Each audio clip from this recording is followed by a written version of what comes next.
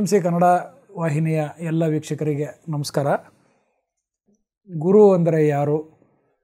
ಜೀವನದಲ್ಲಿ ಗುರಿ ಇಟ್ಟುಕೊಂಡು ನಾವು ಗುರುವಿನ ನೆರವಿನೊಂದಿಗೆ ಗುರು ಮತ್ತು ಗುರಿ ಇವೆರಡನ್ನೂ ಕೂಡ ನಾವು ಸಾಧಿಸಬೇಕಾಗತ್ತೆ. ಅದಕ್ಕಾಗಿ ನಾವು ಇಲ್ಲಿ PMC ವಾಹಿನಿ ಸ್ಟುಡಿಯೋದಲ್ಲಿ ಇವತ್ತು ನಮ್ಮಲ್ಲಿ ಅತಿಥಿಗಳಾಗಿ ಬಂದಿದ್ದಾರೆ ಡಾಕ್ಟರ್ ಗೋವಿಂದರಾಜು ಅವರು. ನಮಸ್ಕಾರ ಸರ್. ನಮಸ್ತೆ ಸರ್. ತಮಗೆ ಸುಸ್ವಾಗತ. ಎಲ್ರಿಗೂ ಕೂಡ ತಿಳಿದಿರೋ ಹಾಗೆ ಜುಲೈ ತಿಂಗಳ ಒಂದು ಹುಣ್ಣಿಮೆಯನ್ನು ನಾವು ಗುರುಪೂರ್ಣಿಮೆ ಅಂತ ಹೇಳಿ ಪರಂಪರೆಯಿಂದ ನಾವು ಆಚರಣೆ ಮಾಡ್ಕೊಂಡು ಬಂದಿದ್ದೇವೆ. ವಿಶೇಷವಾಗಿ ನಮ್ಮೆಲ್ಲರ ನೆಚ್ಚಿನ ಗುರುಗಳಾದಂತಹ ಬ್ರಹ್ಮರ್ಷಿ ಪಿತಾಮಹ ಡಾಕ್ಟರ್ ಸುಭಾಷ್ ಪತ್ರಿಜಿಯವರು ಕೂಡ ಇದೇ ಜುಲೈ ತಿಂಗಳ 24ರಂದು ಅವರು 2 ವರ್ಷಗಳ ಹಿಂದೆ ದೇಹತ್ಯಾಗವನ್ನು ಮಾಡಿದ್ದಾರೆ. ಆ ಒಂದು ಸಂದರ್ಭದಲ್ಲಿ ಇವತ್ತು ಒಂದು 3 ದಿನದ ವ್ಯತ್ಯಾಸದಲ್ಲಿ ಎರಡೂ ಕೂಡ ಕಾರ್ಯಕ್ರಮಗಳು ಬಂದಿವೆ. ಗುರುಪೂರ್ಣಿಮೆಯ ಹಿನ್ನೆಲೆಯಲ್ಲಿ ಗುರು ಮತ್ತು ಗುರಿ ಇವೆರಡನ್ನು ಇಟ್ಟುಕೊಂಡು ಅವುಗಳ ಕುರಿತು ಒಂದಷ್ಟು ನಮ್ಮ ವೀಕ್ಷಕರಿಗೆ ಮಾಹಿತಿಯನ್ನು ನೀಡಬೇಕು ಅಂತ ಹೇಳಿ ತಮಗೆ ವಿನಂತಿ ಮಾಡ್ತೇನೆ. ನಮಸ್ತೆ ಸರ್. ನಮಸ್ಕಾರ ಸರ್.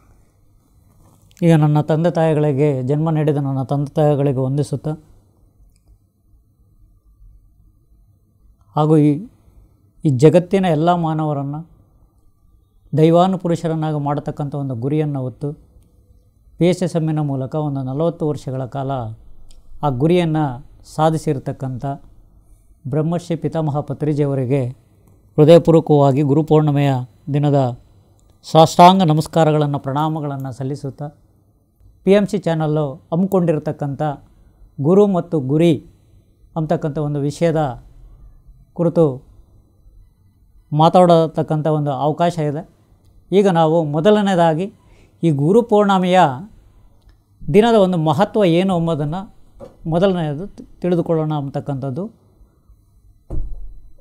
ಈಗ ಗುರುಪೂರ್ಣಿಮೆ ಅಂತ ನಾವು ಯಾಕೆ ಕರಿತೀವಿ, ಅಥವಾ ಇಂದು ಒಂದು ಪಂಚಾಂಗವನ್ನು ನಾವು ನೋಡಿದಾಗ ಆಷಾಢ ಒಂದು ಮಾಸ ಏನಿದೆ, ಈ ಒಂದು ಮಾಸದಲ್ಲಿ ಬರ್ತಕ್ಕಂಥ ಒಂದು ಹುಣ್ಣಿಮೆಯನ್ನು ನಾವು ಗುರುಪೂರ್ಣಿಮೆ ದಿನ ಅಂತಕ್ಕಂಥ ಒಂದು ರೀತಿಯಲ್ಲಿ ಕರಿತಾ ಇದ್ದೇವೆ. ಇನ್ನು ಇದಕ್ಕೆ ಈ ಬೌದ್ಧ ಸಾಂಪ್ರದಾಯಿಕವಾಗಿ ನಾವು ಹೇಳೋದಾದರೆ ಗೌತಮ ಬುದ್ಧರವರು ತಮ್ಮ ಜ್ಞಾನೋದಯ ಆದ ದಿನ ಅಂತಕ್ಕಂಥದ್ದನ್ನು ಮತ್ತು ಆ ದಿನ ಜ್ಞಾನೋದಯ ಆಗಿರ್ತಕ್ಕಂಥ ಒಂದು ಪ್ರಪ್ರಥಮ ಒಂದು ಧರ್ಮೋಪದೇಶವನ್ನು ಉತ್ತರ ಪ್ರದೇಶದ ಒಂದು ಸಾರನಾಥದಲ್ಲಿ ಧರ್ಮೋಪದೇಶವನ್ನು ಮಾಡ್ತಾರೆ. ಆ ಧರ್ಮೋಪದೇಶ ಮಾಡಿರ್ತಕ್ಕಂಥ ಈ ಒಂದು ಗುರುಪೂರ್ಣಿಮೆಯ ದಿನವನ್ನು ಬೌದ್ಧಿಕ ಸಂಪ್ರದಾಯದಲ್ಲಿ ಒಂದು ಹಬ್ಬವನ್ನಾಗಿ ಆಚರಿಸ್ತಾ ಇರತಕ್ಕಂಥ ಒಂದು ಸಂಭ್ರಮದ ಒಂದು ದಿನ. ಅದಕ್ಕೆ ಇದು ಮಹತ್ವವಾಗಿದೆ ಅಂತಕ್ಕಂಥದ್ದನ್ನು ನಾವು ಹೇಳ್ಬೋದು. ಇನ್ನು ಅದೇ ರೀತಿಯಲ್ಲಿ ಹಿಂದೂ ಪರಂಪರೆಯಲ್ಲಿ ನಾವು ನೋಡಿದಾಗ ವೇದವ್ಯಾಸರು ಒಂದು ಬ್ರಹ್ಮಸೂತ್ರಗಳ ಒಂದು ರಚನೆಯನ್ನು ಮಾಡಿರ್ತಕ್ಕಂಥ ಒಂದು ದಿನ ಮತ್ತು ಅವರು ಹುಟ್ಟಿರ್ತಕ್ಕಂಥ ಒಂದು ದಿನ ಅಂತಲೂ ನಾವು ಕರಿತೀವಿ. ಮತ್ತು ಅದೇ ರೀತಿಯಲ್ಲಿ ವೇದಗಳನ್ನು 4 ವಿಭಾಗಗಳಾಗಿ ಮಾಡಿ ಅದು ಬೋಧಿಸಿರ್ತಕ್ಕಂಥ ಒಂದು ಗುರುಗಳಾಗಿರ್ತಕ್ಕಂಥ ಅವರ ಒಂದು ಹುಟ್ಟು ದಿನವನ್ನು ಇದನ್ನು ನಾವು ಗುರುಪೂರ್ಣಿಮೆ ದಿನ ಅಂತಕ್ಕಂಥದ್ದು ಕರೀತಕ್ಕಂಥದ್ದು. ಈ ಒಂದು ಮಹತ್ವವನ್ನು ಈ ದಿನ ಪಡೆದುಕೊಂಡಿದೆ ಅಂತಕ್ಕಂಥದ್ದನ್ನು ಮುಖ್ಯವಾಗಿ ನಾವು ಹೇಳೋದಾದರೆ, ಈ ದಿನದ ಮಹತ್ವ ಇರುವಾಗ ಈಗ ನಾವು ಮೊದಲನೇದಾಗಿ ನಾವು ತಿಳ್ಕೊಳ್ಬೇಕಾಗಿರೋದು ಇಲ್ಲಿ ಗುರು ಮತ್ತು ಗುರಿ ಅಂತಕ್ಕಂಥದ್ದನ್ನು. ಈಗ ಗುರು ಅಂತ ಅಂದರೆ, ಈಗ ಸಂಸ್ಕೃತ ಪದದಲ್ಲಿ ಅರ್ಥನ ನಾವು ನೋಡೋದಾದರೆ ಗು ಅಂತ ಅಂದರೆ ಒಂದು ಅಂಧಕಾರ, ರು ಅಂದರೆ ಅದನ್ನು ಕಳೀತಕ್ಕಂಥದ್ದು ಅಥವಾ ನಾಶಪಡಿಸ್ತಕ್ಕಂಥದ್ದು, ದೂರ ಮಾಡ್ತಕ್ಕಂಥ ಒಂದು ಅರ್ಥಗಳನ್ನು ಕೊಡುತ್ತೆ. ಈ ಅರ್ಥದಲ್ಲಿ ನಾವು ಗಳಿಸಿದಾಗ ಅಂದರೆ ಗುರು ಅಂದರೆ ಅಜ್ಞಾನವನ್ನು ಅಥವಾ ಅಂಧಕಾರವನ್ನು ಕಳೀತಕ್ಕಂಥ ಒಂದು ವ್ಯಕ್ತಿಯನ್ನು ನಾವು ಗುರು ಅಂತ ಕರಿತೀವಿ ಅಂತಕ್ಕಂಥದ್ದನ್ನು ನಾವು ವ್ಯಾಖ್ಯಾನಿಸ್ಬೋದು. ಇದರ ಪದದ ಅರ್ಥದ ಮೂಲಕ ನಾವು ವ್ಯಾಖ್ಯಾನಿಸೋದಾದರೆ. ಇನ್ನು ಇದಕ್ಕೆ ಸಾಮಾನ್ಯವಾಗಿ ಕೆಲವು ಗುರು ಅಂತಕ್ಕಂಥದ್ದನ್ನು ನಾವು ವ್ಯಾಖ್ಯಾನ ನೋಡಿದಾಗ, ಗುರು ಆಗಿರ್ತಕ್ಕಂಥವರು ಒಂದು ಶಿಷ್ಯನಲ್ಲಿ ಸುಖವಾಗಿರಬೇಕು ಅಂತಕ್ಕಂಥದ್ದು ಅಷ್ಟೇ ಅಲ್ಲ, ಶಿಷ್ಯನ ಸುತ್ತಮುತ್ತ ಇರತಕ್ಕಂಥ ಒಂದು ಜಗತ್ತೇನಿದೆ ಆ ಜಗತ್ತನ್ನು ಸಹ ಸುಖವಾಗಿಡ್ತಕ್ಕಂಥ ಕಲಿಸ್ತಕ್ಕಂಥದ್ದೇನಿದೆ ಅಂತಹವರನ್ನು ನಾವು ಗುರು ಅಂತಕ್ಕಂಥದ್ದನ್ನು ಕರೀತಕ್ಕಂಥದ್ದು ಒಂದು ಸಾಮಾನ್ಯ ಅರ್ಥದಲ್ಲಿ ನಾವು ನೋಡ್ಬೋದು. ಇನ್ನು ನಮ್ಮ ಪತ್ರಿಜಿಯವರು ಈ ಒಂದು ಗುರು ಎಂಬುದಕ್ಕೆ ಒಂದು ವ್ಯಾಖ್ಯಾನವನ್ನು ನೀಡಿದ್ದಾರೆ. ಅಂದರೆ ಗಡ್ಡಧಾರಿಗಳೇನಿದ್ದಾರೆ, ಈ ಗಡ್ಡಧಾರಿ ಬಿಟ್ಟಿರ್ತಕ್ಕಂಥ ಆ ಒಂದು ಸ್ವಾಮೀಜಿಗಳು ಅಂತ ನಾವು ಏನು ಕರಿತೀವಿ ಆಧುನಿಕ ಯುಗದಲ್ಲಿ, ಆ ಥರದರೇ ಗುರುಗಳಲ್ಲ. ನಿಮ್ಮ ಉಸಿರೇನಿದೆ ಅಥವಾ ನಿಮ್ಮ ಶ್ವಾಸ ಏನಿದೆ, ನಿಮ್ಮ ಶ್ವಾಸವೇ ನಿಮ್ಮ ಗುರು ಅಂತಕ್ಕಂಥದ್ದನ್ನು ನಮ್ಮ ಪತ್ರಿಜಿಯವರು ವ್ಯಾಖ್ಯಾನ ನೀಡಿರ್ತಕ್ಕಂಥ ಒಂದು ಅಂಶನ ನಾವು ಕಾಣ್ಬೋದಿಲ್ಲ. ಇದು ಒಂದು ಗುರು ಎಂಬ ಒಂದು ಅರ್ಥವನ್ನು ನಾವು ಗುರು ಪೌರ್ಣಮಿ ದಿವಸ ನಾವು ಅರ್ಥ ಮಾಡ್ಕೊಳ್ಳೋದಕ್ಕೆ ಸಂಕ್ಷಿಪ್ತವಾಗಿ ಅಟ್ಲೀಸ್ಟ್ ನಮ್ಮ ಪದ ಈ ಥರದಲ್ಲಿ ಅರ್ಥವನ್ನು ಕೊಡುತ್ತೆ. ಗುರು ಅಂತಂತಂದರೆ ಸಾಮಾನ್ಯವಾದ ಅರ್ಥದಲ್ಲಿ ನಾವು ಹೇಳಬೇಕು ಅಂತಂದರೆ ಜ್ಞಾನವನ್ನು ಗಳಿಸಿರೋವನು, ಜ್ಞಾನವನ್ನು ನೀಡ್ತಕ್ಕಂಥವನು, ಆ ವ್ಯಕ್ತಿಯನ್ನು ನಾವು ಗುರು ಅಂತ ಕರಿತೀವಿ. ಆದರೆ ಆ ವ್ಯಕ್ತಿ ಒಳಗಡೆ ಇರ್ತಕ್ಕಂಥ ವಿಶೇಷತೆ ಜ್ಞಾನ, ಆ ಜ್ಞಾನವನ್ನೇ ಗುರು ಅಂತ ಕರೆಯೋದು. ಇಲ್ಲಿ ವ್ಯಕ್ತಿಯನ್ನು ನಾವು ಗುರು ಅಂತ ನೀವು ಈ ಮೊದಲೇ ಹೇಳಿದಾಗೆ ಗು ಮತ್ತು ರು ಅಂತನ್ನುವಂಥ ಇದಕ್ಕೆ ಅಜ್ಞಾನ ಅಂಧಕಾರ ತೊಲಗಿಸ್ತಕ್ಕಂಥ ಒಂದು ವ್ಯಕ್ತಿ ಅಂತಂದ್ಬಿಟ್ಟು, ಗುರು ಆದವನು ಜ್ಞಾನದಿಂದ ಭಾರವಾಗಿರ್ತಾನಂತೆ. ಹಾಗಾಗಿ ಸದಾ ತನ್ನ ಭಾರವನ್ನು ಇಳಿಸ್ಕೊಳ್ಳೋದಕ್ಕೆ ಉತ್ತಮವಾದ ಶಿಷ್ಯನನ್ನು ಹುಡುಕ್ತಾ ಇರ್ತಾನೆ. ಅದನ್ನು ಶಿಷ್ಯನಿಗೆ ವರ್ಗಾವಣೆ ಮಾಡಿ ಕೊಡೋದ್ರ ಮೂಲಕ ತಾನು ಹಗುರವಾಗ್ತಾನೆ. ಹಾಗಾಗಿ ಗುರು ಶಿಷ್ಯರ ಸಂಬಂಧ ಬಹಳ ಅಪೂರ್ವವಾದ್ದು, ಪರಂಪರೆಯಿಂದ ಬಂದಿರತಕ್ಕಂಥದ್ದು. ಜ್ಞಾನ ಅಂತನ್ನೋದು ಮೌಖಿಕ ಪರಂಪರೆಯಲ್ಲಿ ಬಂದಿರುವಂಥದ್ದು. ಈಗ ನೋಡಿ, ಪ್ರಿಂಟಿಂಗ್ ಇರಲಿಲ್ಲ, ಬರವಣಿಗೆ ಇರಲಿಲ್ಲ ಅನ್ನೋ ಕಾಲದಿಂದಲೂ ಕೂಡ ಒಬ್ಬರಿಂದ ಒಬ್ಬರಿಗೆ ಜ್ಞಾನ ಅಂತನ್ನೋದು ವರ್ಗಾವಣೆ ಆಗ್ತಾ ಬಂದಿದೆ. ಯಾಕೆಂದರೆ ಅರಿವೇ ಗುರು ಅಂತಕ್ಕಂಥದ್ದು ಅದು ಭಾಳ ಅರ್ಥಪೂರ್ಣವಾಗಿರ್ತಕ್ಕಂಥದ್ದು, ಸತ್ಯವಾಗಿರ್ತಕ್ಕಂಥದ್ದು. ಅದಕ್ಕೆ ನಮ್ಮ ಪತ್ರಿಜಿಯವರು ಒಂದು ಸಂದೇಶನ ನಾವು ನೋಡೋದಾದರೆ, ಈಗ ನಮ್ಮ ಪತ್ರಿಜಿಯವರು ಸಹ ಈಗ ಅವರ ಗುರುಗಳೇನಿದ್ರು ಸದಾನಂದ ಯೋಗಿ ಅವ್ರದ್ದು ಬಗ್ಗೆ ಒಂದು ಕಡೆ ಹಂಚ್ಕೊಳ್ತಾರೆ ಗುರು ಪೌರ್ಣಮಿ ದಿವಸನೇ. ಆ ಗುರುಗಳನ್ನು ನಾವು ಇವತ್ತು ನೆನೆಸ್ಕೊಳ್ಬೇಕು ಅಂತಕ್ಕಂಥ ಅಥವಾ ಸ್ಮರಿಸಬೇಕು ಅಂತಕ್ಕಂಥ ಒಂದು ದೃಷ್ಟಿಯಲ್ಲಿ ಹೇಳ್ತಾರೆ. ಯಾಕೆಂದರೆ ಅರಿವೇ ಗುರು ಅಂತಕ್ಕಂಥದ್ದಕ್ಕೆ ಅರಿವನ್ನು ಹೇಗೆ ಅವರು ತೋರಿಸಿದ್ರು ಎಂಬುದಕ್ಕೆ ನಾವು ಅದನ್ನು ಅರ್ಥೈಸ್ಕೊಳ್ಳೋದಾದರೆ, ಸುಮಾರು ಇದು ಜನವರಿ 1, 1981 ಕರ್ನೂಲಲ್ಲಿ ಮೊಟ್ಟ ಮೊದಲಿಗೆ ಆ ಓಲ್ಡ್ ಬಸ್ ಸ್ಟ್ಯಾಂಡ್ ಹತ್ರ ರಾಘವೇಂದ್ರ ಲಾಡ್ಜಲ್ಲಿ ನಮ್ಮ ಪತ್ರಿಜಿಯವರು ಸದಾನಂದ ಯೋಗ ಗುರುಗಳನ್ನು ಭೇಟಿ ಮಾಡ್ತಾರೆ. ಆ ಸಂದರ್ಭದಲ್ಲಿ ಗುರುಗಳು ಹತ್ರ ಹೋಗಿ ಇವರು ಒಂದು ಚಿಕ್ಕ ರೂಮಲ್ಲಿ ಒಂದು ಮಂಚದ ಮೇಲೆ ಮಲಗಿರ್ತಾರೆ ಅಂತ ಹೇಳ್ತಾರೆ. ಹಾಗೆ ಇಲ್ಲಿ 3 ಜನ ಹೋಗ್ತಾರೆ ಅಂತ, ರಾಮಚಂದ್ರ ರೆಡ್ಡಿ ಮತ್ತು ವೆಂಕಟರತ್ನಮ್ಮಗಾರು ಮತ್ತು ಆಮೇಲೆ ನಮ್ಮ ಪತ್ರಿಜಿಯವರು. ಆಗ ಇವರು ಕೆಳಗಡೆ ಕೂತ್ಕೊಳ್ತಾರೆ. ಗುರು ಎದ್ದ ತಕ್ಷಣವೇ ಗುರು ಹೇಳ್ತಾರಂತೆ, ಇವ್ರನ್ನೆಲ್ಲ 3 ಜನ ನೋಡಿದ ತಕ್ಷಣ, ಇಲ್ಲಿ ಬ್ರಹ್ಮಜ್ಞಾನವನ್ನು ಬಿಟ್ಟು ಬೇರೆ ಏನೂ ಸಿಗೋದಿಲ್ಲ, ನೀವು ಯಾಕೆ ಬಂದ್ರಿ ಅಂತ. ಇವರೇನು ಕೇಳೋದಕ್ಕಿಂತ ಮೊದಲೇ ನೀವು ಹೇಳ್ದಂಗೆ ಅವರು ಅರ್ಥೈಸ್ಕೊಳ್ತಕ್ಕಂಥ ಒಂದು ಶಕ್ತಿ ಇರೋದರಿಂದ ಅವ್ರನ್ನ ಕೇಳ್ತಾರಂತ. ಆಗ ಪತ್ರಿಜಿಯವರು ಹೇಳಿದ್ದೇನು ಅಂತಂದರೆ, ನಾವು ಆ ಬ್ರಹ್ಮಜ್ಞಾನಕ್ಕೋಸ್ಕರನೇ ಬಂದಿದ್ದೀವಿ, ಬೇರೆ ನಮಗೇನು ಬೇಕಿಲ್ಲ ಅಂತಕ್ಕಂಥದ್ದನ್ನು ಹೇಳಿದಾಗ, ಆಗ ಅವರು ಒಂದು 15 ನಿಮಿಷ ಅದರ ಬಗ್ಗೆ ಒಂದು ವಿವರವನ್ನು ಕೊಟ್ಟು, ತದನಂತರ ನಾಳೆ ಬನ್ನಿ ಧ್ಯಾನ ಹೇಳ್ಕೊಡ್ತೀನಿ ಅಂತ ಹೇಳ್ತಾರಂತ. ಆಗ ಪತ್ರಿಜಿಯವರು ನೆಕ್ಸ್ಟ್ ಮಾರ್ನಿಂಗ್ 4:30ಕ್ಕೆ ಅಲ್ಲಿಗೆ ಹೋದಾಗ ಆಗ ಧ್ಯಾನವನ್ನು ಹೇಳ್ಕೊಡ್ತಾರೆ. ಅದೇ ಆನಾಪಾನಸತಿ ಧ್ಯಾನ ಅಥವಾ ಶ್ವಾಸದ ಮೇಲೆ ಗಮನ ಅಂತಕ್ಕಂಥ ಒಂದು ಧ್ಯಾನದ ಕ್ರಮ ಏನಿದೆ ಅಥವಾ ವಿಧಾನ ಏನಿದೆ, ಆ ಧ್ಯಾನ ವಿಧಾನವನ್ನು ಅವತ್ತು ಬೋಧನೆಯನ್ನು ಮಾಡ್ತಾರೆ. ಅವತ್ತಿನಿಂದ ಪತ್ರಿಜಿಯವರು ಸುಮಾರು ಆ ಕರ್ನೂಲಲ್ಲಿ ಏನಿದ್ದರು ಆ ಗುರುಗಳ ಜೊತೆಯಲ್ಲೇ, ಯಾಕೆಂದರೆ ಇವರು ಪತ್ರಿಜಿಯವರು 2 ವರ್ಷಗಳ ಕಾಲ ಸಣ್ಣ ಪುಟ್ಟ ಸೇವೆಗಳನ್ನು ಮಾಡ್ಕೊಳ್ತಾ, ಇವರು ಕೆಲಸನೂ ಮಾಡ್ಕೊಳ್ತಾ ಅಲ್ಲಿ ಇರ್ತಾಯಿದ್ರಂತೆ ಸದಾ ಜೊತೆಯಲ್ಲಿ ಸದಾನಂದ ಹೇಗೋ ಗುರುಗಳ ಹತ್ರ. ಆಗ ಕೆಲವೊಂದು ವಿಚಾರಗಳನ್ನು ಅವ್ರು ಹೇಳ್ತಾ ಇದ್ರಂತೆ. ಅಂದರೆ ನಾನು ಚಿಕ್ಕ ಬಾಲಕನಾಗಿದ್ದಾಗ 7ನೇ ವಯಸ್ಸು ಸುಮಾರು, ಆ ಸಂದರ್ಭದಲ್ಲಿ ಒಬ್ಬ ಅರಬ್ ಕಂಟ್ರಿಯಲ್ಲಿ ಅವರು ಹುಟ್ಟಿದ್ರಂತೆ. ಆಗ ಒಬ್ಬ ಫಕೀರ ಬರ್ತಾರೆ. ಆ ಫಕೀರ ಬಂದಾಗ ನನ್ನ ಜೊತೆಲಿ ಬರ್ತೀಯಾ ಅಂತ ಕರೀತಾರೆ, ಯಾರನ್ನ, ಸದಾನಂದ ಯೋಗ ಗುರುಗಳನ್ನು. ಆಗ ಅವರು ಆಯಿತು ಬರ್ತೀನಿ ಅಂತ ಹೋಗ್ತಾರೆ. ಆಗ ಪಾದದಲ್ಲಿರ್ತಕ್ಕಂಥ ಒಂದು ವಿಭೂತಿಯನ್ನು ಬಳಿತಾರೆ ಅಂತ. ಆಗ ಅರಬ್ ಕಂಟ್ರಿಯಲ್ಲಿ ಮಾಯವಾಗಿ ಭೂತಾನ್ ಹತ್ರಕ್ಕೆ ಹಡಗಲ್ಲಿ ಸೇರ್ತಾರೆ ಅಂತಕ್ಕಂಥದ್ದನ್ನು ಈ ಸದಾನಂದ ಯೋಗ ಗುರುಗಳು ನಮ್ಮ ಪತ್ರಿಜಿಗೆ ಹೇಳ್ತಕ್ಕಂಥ ಒಂದು ಮಾತು ಅಂತ ನಮ್ಮ ಪತ್ರಿಜಿಯವರು ಅವರು ಹೇಳಿತ್ತು, ಅವರ ಸ್ವಯಂ ಇದರಲ್ಲಿ ನನಗೆ ಹೇಳಿತ್ತು ಅಂತಕ್ಕಂಥದ್ದನ್ನು ಹೇಳ್ತಾರೆ. ಆಮೇಲೆ ಆ ಭೂತಾನಿಗೆ ಬಂದಾಗ ಸದಾನಂದ ಗುರುಗಳು ಮತ್ತು ಆ ಫಕೀರ್ ಅಂತಕ್ಕಂಥ ಗುರುಗಳೇನಿದ್ರು ಅಲ್ಲಿ ಇಬ್ಬರು 10 ವರ್ಷಗಳ ಕಾಲ ಮಾತಾಡಲಿಲ್ಲವಂತೆ. ಅವರು ಕೇಳಿಲ್ಲ, ಇವರು ಕೇಳಿಲ್ಲ. 10 ವರ್ಷಗಳ ಕಾಲ ಮೌನವಾಗಿ ಧ್ಯಾನದಲ್ಲಿ ಇದ್ರಂತೆ. ಆಮೇಲೆ 10 ವರ್ಷ ಆದ ನಂತರ, ಅಂದರೆ ಆಗ 17 ವರ್ಷ ಇವರಿಗೆ ಸದಾನಂದ ಯೋಗ ಗುರುಗಳಿಗೆ. ಆಗ ಅವರು ಕರೆದುಬಿಟ್ಟು ಅವ್ರನ್ನ ಪಕ್ಕದಲ್ಲಿ ಕೂರಿಸ್ಕೊಂಡು, ಈಗ ನನ್ನ ಟೈಮ್ ಆಗೋಗಿದೆ, ನಾನು ಹೊರಡ್ತಾ ಇದ್ದೀನಿ ಅಂತ ಹೇಳ್ತಾರಂತೆ. ಆಗ ತನ್ನ ಬಾಡಿಯಿಂದ ಉಸಿರನ್ನು ಬಿಟ್ಟಾಗ ಆಗ ಅಲ್ಲಿನ ಒಂದು ಆ ಸಂಸ್ಕಾರ ಏನಿದೆ ಅದನ್ನು ಮುಗಿಸ್ತಾರೆ. ಇವರು 17 ವರ್ಷದ ಯುವಕರು ಆಗಿರ್ತಾರೆ, ಯಾರೋ ಸದಾನಂದ ಯೋಗ ಗುರುಗಳು. ಆ ತದನಂತರದಲ್ಲಿ ಅವರು ಏನು ಮಾಡ್ತಾರೆ, ಮುಗಿಸಿತ್ತಾದಮೇಲೆ ಸುಮ್ಮನೆ ಇನ್ನೇ ಎಲ್ಲೂ ಹೋಗೋದಿಲ್ಲ ಅಂತ ಹೇಳ್ಬಿಟ್ಟು ಅಲ್ಲೇ ಕೂತಿರ್ತಾರೆ. ಆಗ ಅಂತರವಾಣಿ ಬರುತ್ತಂತೆ, ನೀವು ಹಿಮಾಲಯಕ್ಕೆ ಹೋಗಿ ಅಂತ. ಆಗ ಹಿಮಾಲಯಕ್ಕೆ ಹೋಗಿ ಅಂತ ಅಂತರವಾಣಿ ಬರ್ತಕ್ಕಂಥ ಸಂದರ್ಭದಲ್ಲಿ ನಾನು ಹೋಗೋದಿಲ್ಲ, ನನಗೆ ಇಲ್ಲಿ ಬೇಕಿಲ್ಲ, ನಾನು ಇಲ್ಲೇ ಇರ್ತೀನಿ ಅಂತ ಸದಾನಂದ ಯೋಗ ಗುರುಗಳು ಮತ್ತೆ ಅಲ್ಲೇ ಇರೋದಕ್ಕೆ ಪ್ರಾರಂಭ ಮಾಡ್ತಾರೆ. ಮತ್ತು ಬಲವಾಗಿ ಅಂತರವಾಣಿ ನೀನು ಹೋಗಲೇಬೇಕು ಅಂತಕ್ಕಂಥದ್ದು ಬಂದಾಗ ಅವರು ಹಿಮಾಲಯಕ್ಕೆ ಹೋಗ್ತಕ್ಕಂಥದ್ದು ಪ್ರಯಾಣ ನಡೆಯುತ್ತೆ ಅಂತ. ಅಲ್ಲಿಗೆ ಹೋದಾಗ ಅಲ್ಲಿನ ಹಿಮಾಲಯದಲ್ಲಿರ್ತಕ್ಕಂಥ ಕೆಲವೊಂದು ಋಷಿಗಳು ಮುನಿಗಳು ಅವರೆಲ್ಲನೂ ಹೋದಾಗ ಎಲ್ಲ ಪರಿಚಯ ಮಾಡಿಕೊಂಡು ಅಲ್ಲಿ ಹಣ್ಣನ್ನು ತಿಂದು ಏನೋ ಧ್ಯಾನ ಮಾಡ್ತಾಯಿದ್ರು, ಅವ್ರ ಜೊತೆ ಸೇರಿಕೊಳ್ತಾರೆ. ಆಗ ಇವ್ರಿಗೊಂದು ಗುಹೆಯನ್ನು ಕೊಡ್ತಾರೆ ಅಂತ. ಆ ಗುಹೆ ಕೊಟ್ಟಾಗ ಸದಾನಂದ ಗುರುಗಳು 80 ವರ್ಷಗಳ ಕಾಲ ಆ ಗುಹೆಯಲ್ಲಿ ಧ್ಯಾನವನ್ನು ಮಾಡ್ತಾರೆ ಅಂತಕ್ಕಂಥದ್ದು. ಆ ಧ್ಯಾನವನ್ನು ಮಾಡಿತ್ತಾದಮೇಲೆ 80 ವರ್ಷ ಕಳೆಯುತ್ತಂತೆ. ಅಲ್ಲಿವರೆಗೂ ಅವರು ಏನು ಮಾತಾಡಿಲ್ಲ. 80 ವರ್ಷ ಆದಮೇಲೆ ಇವರು ಈಗ ನೀನು ಇಲ್ಲಿ ಮುಗೀತು, ನೀನೀಗ ಭಾರತಕ್ಕೆ ಹೋಗಬೇಕು ಅಂತ ಹೇಳ್ತಾರಂತೆ. ಆಗ ಭಾರತಕ್ಕೆ ಹೋಗಬೇಕು ಅಂದಾಗ ಆಗ ಸದಾನಂದ ಯೋಗ ಗುರುಗಳೇನು ಮಾಡ್ತಾರೆ, ಇಳಿದು ಭಾರತಕ್ಕೆ, ಆಗ ರಾಜರ ಕಾಲ ಇತ್ತು ಅಂತ, ಆಗ ಒಂದರಿಂದ ತಿರುಗಾಡ್ಕೊಂಡು ಬರ್ತಾ ಇರ್ತಕ್ಕಂಥ ಒಂದು ಸಂದರ್ಭ ಇತ್ತು ಅಂತಕ್ಕಂಥದ್ದು. ಆಗ ಸ್ವಾಮಿ ವಿವೇಕಾನಂದರನ್ನು ಒಂದು ಕಡೆ ಕಾಣ್ತಾರೆ ಅಂತ. ಆಗ ಒಬ್ಬ ಗಟ್ಟಿಯಾದ ಮನುಷ್ಯ ಅಂತಕ್ಕಂಥದ್ದನ್ನು ಸದಾನಂದ ಯೋಗಿಗಳು ಹೇಳಿದ್ರು ಅಂತಕ್ಕಂಥದ್ದು ಪತ್ರಿಜಿ ಹೇಳ್ತಾರೆ. ತದನಂತರದಲ್ಲಿ ಅಲ್ಲಿ ರೇಕಲಗುಡಿ ಅಂತಲೂ ಏನೋ ಇರಬೇಕು ಆಂಧ್ರ ಪ್ರದೇಶದಲ್ಲಿ, ಅಲ್ಲಿ ರಾಮರೆಡ್ಡಿನೋ ಏನೋ ಒಬ್ಬರು ರೆಡ್ಡಿಯವರ ಜೊತೆಯಲ್ಲಿ ಒಂದಷ್ಟು ವರ್ಷಗಳ ಕಾಲ ಅಲ್ಲಿರ್ತಾರೆ. ತದನಂತರ ಕರ್ನೂಲಿಗೆ ಬರ್ತಾರೆ.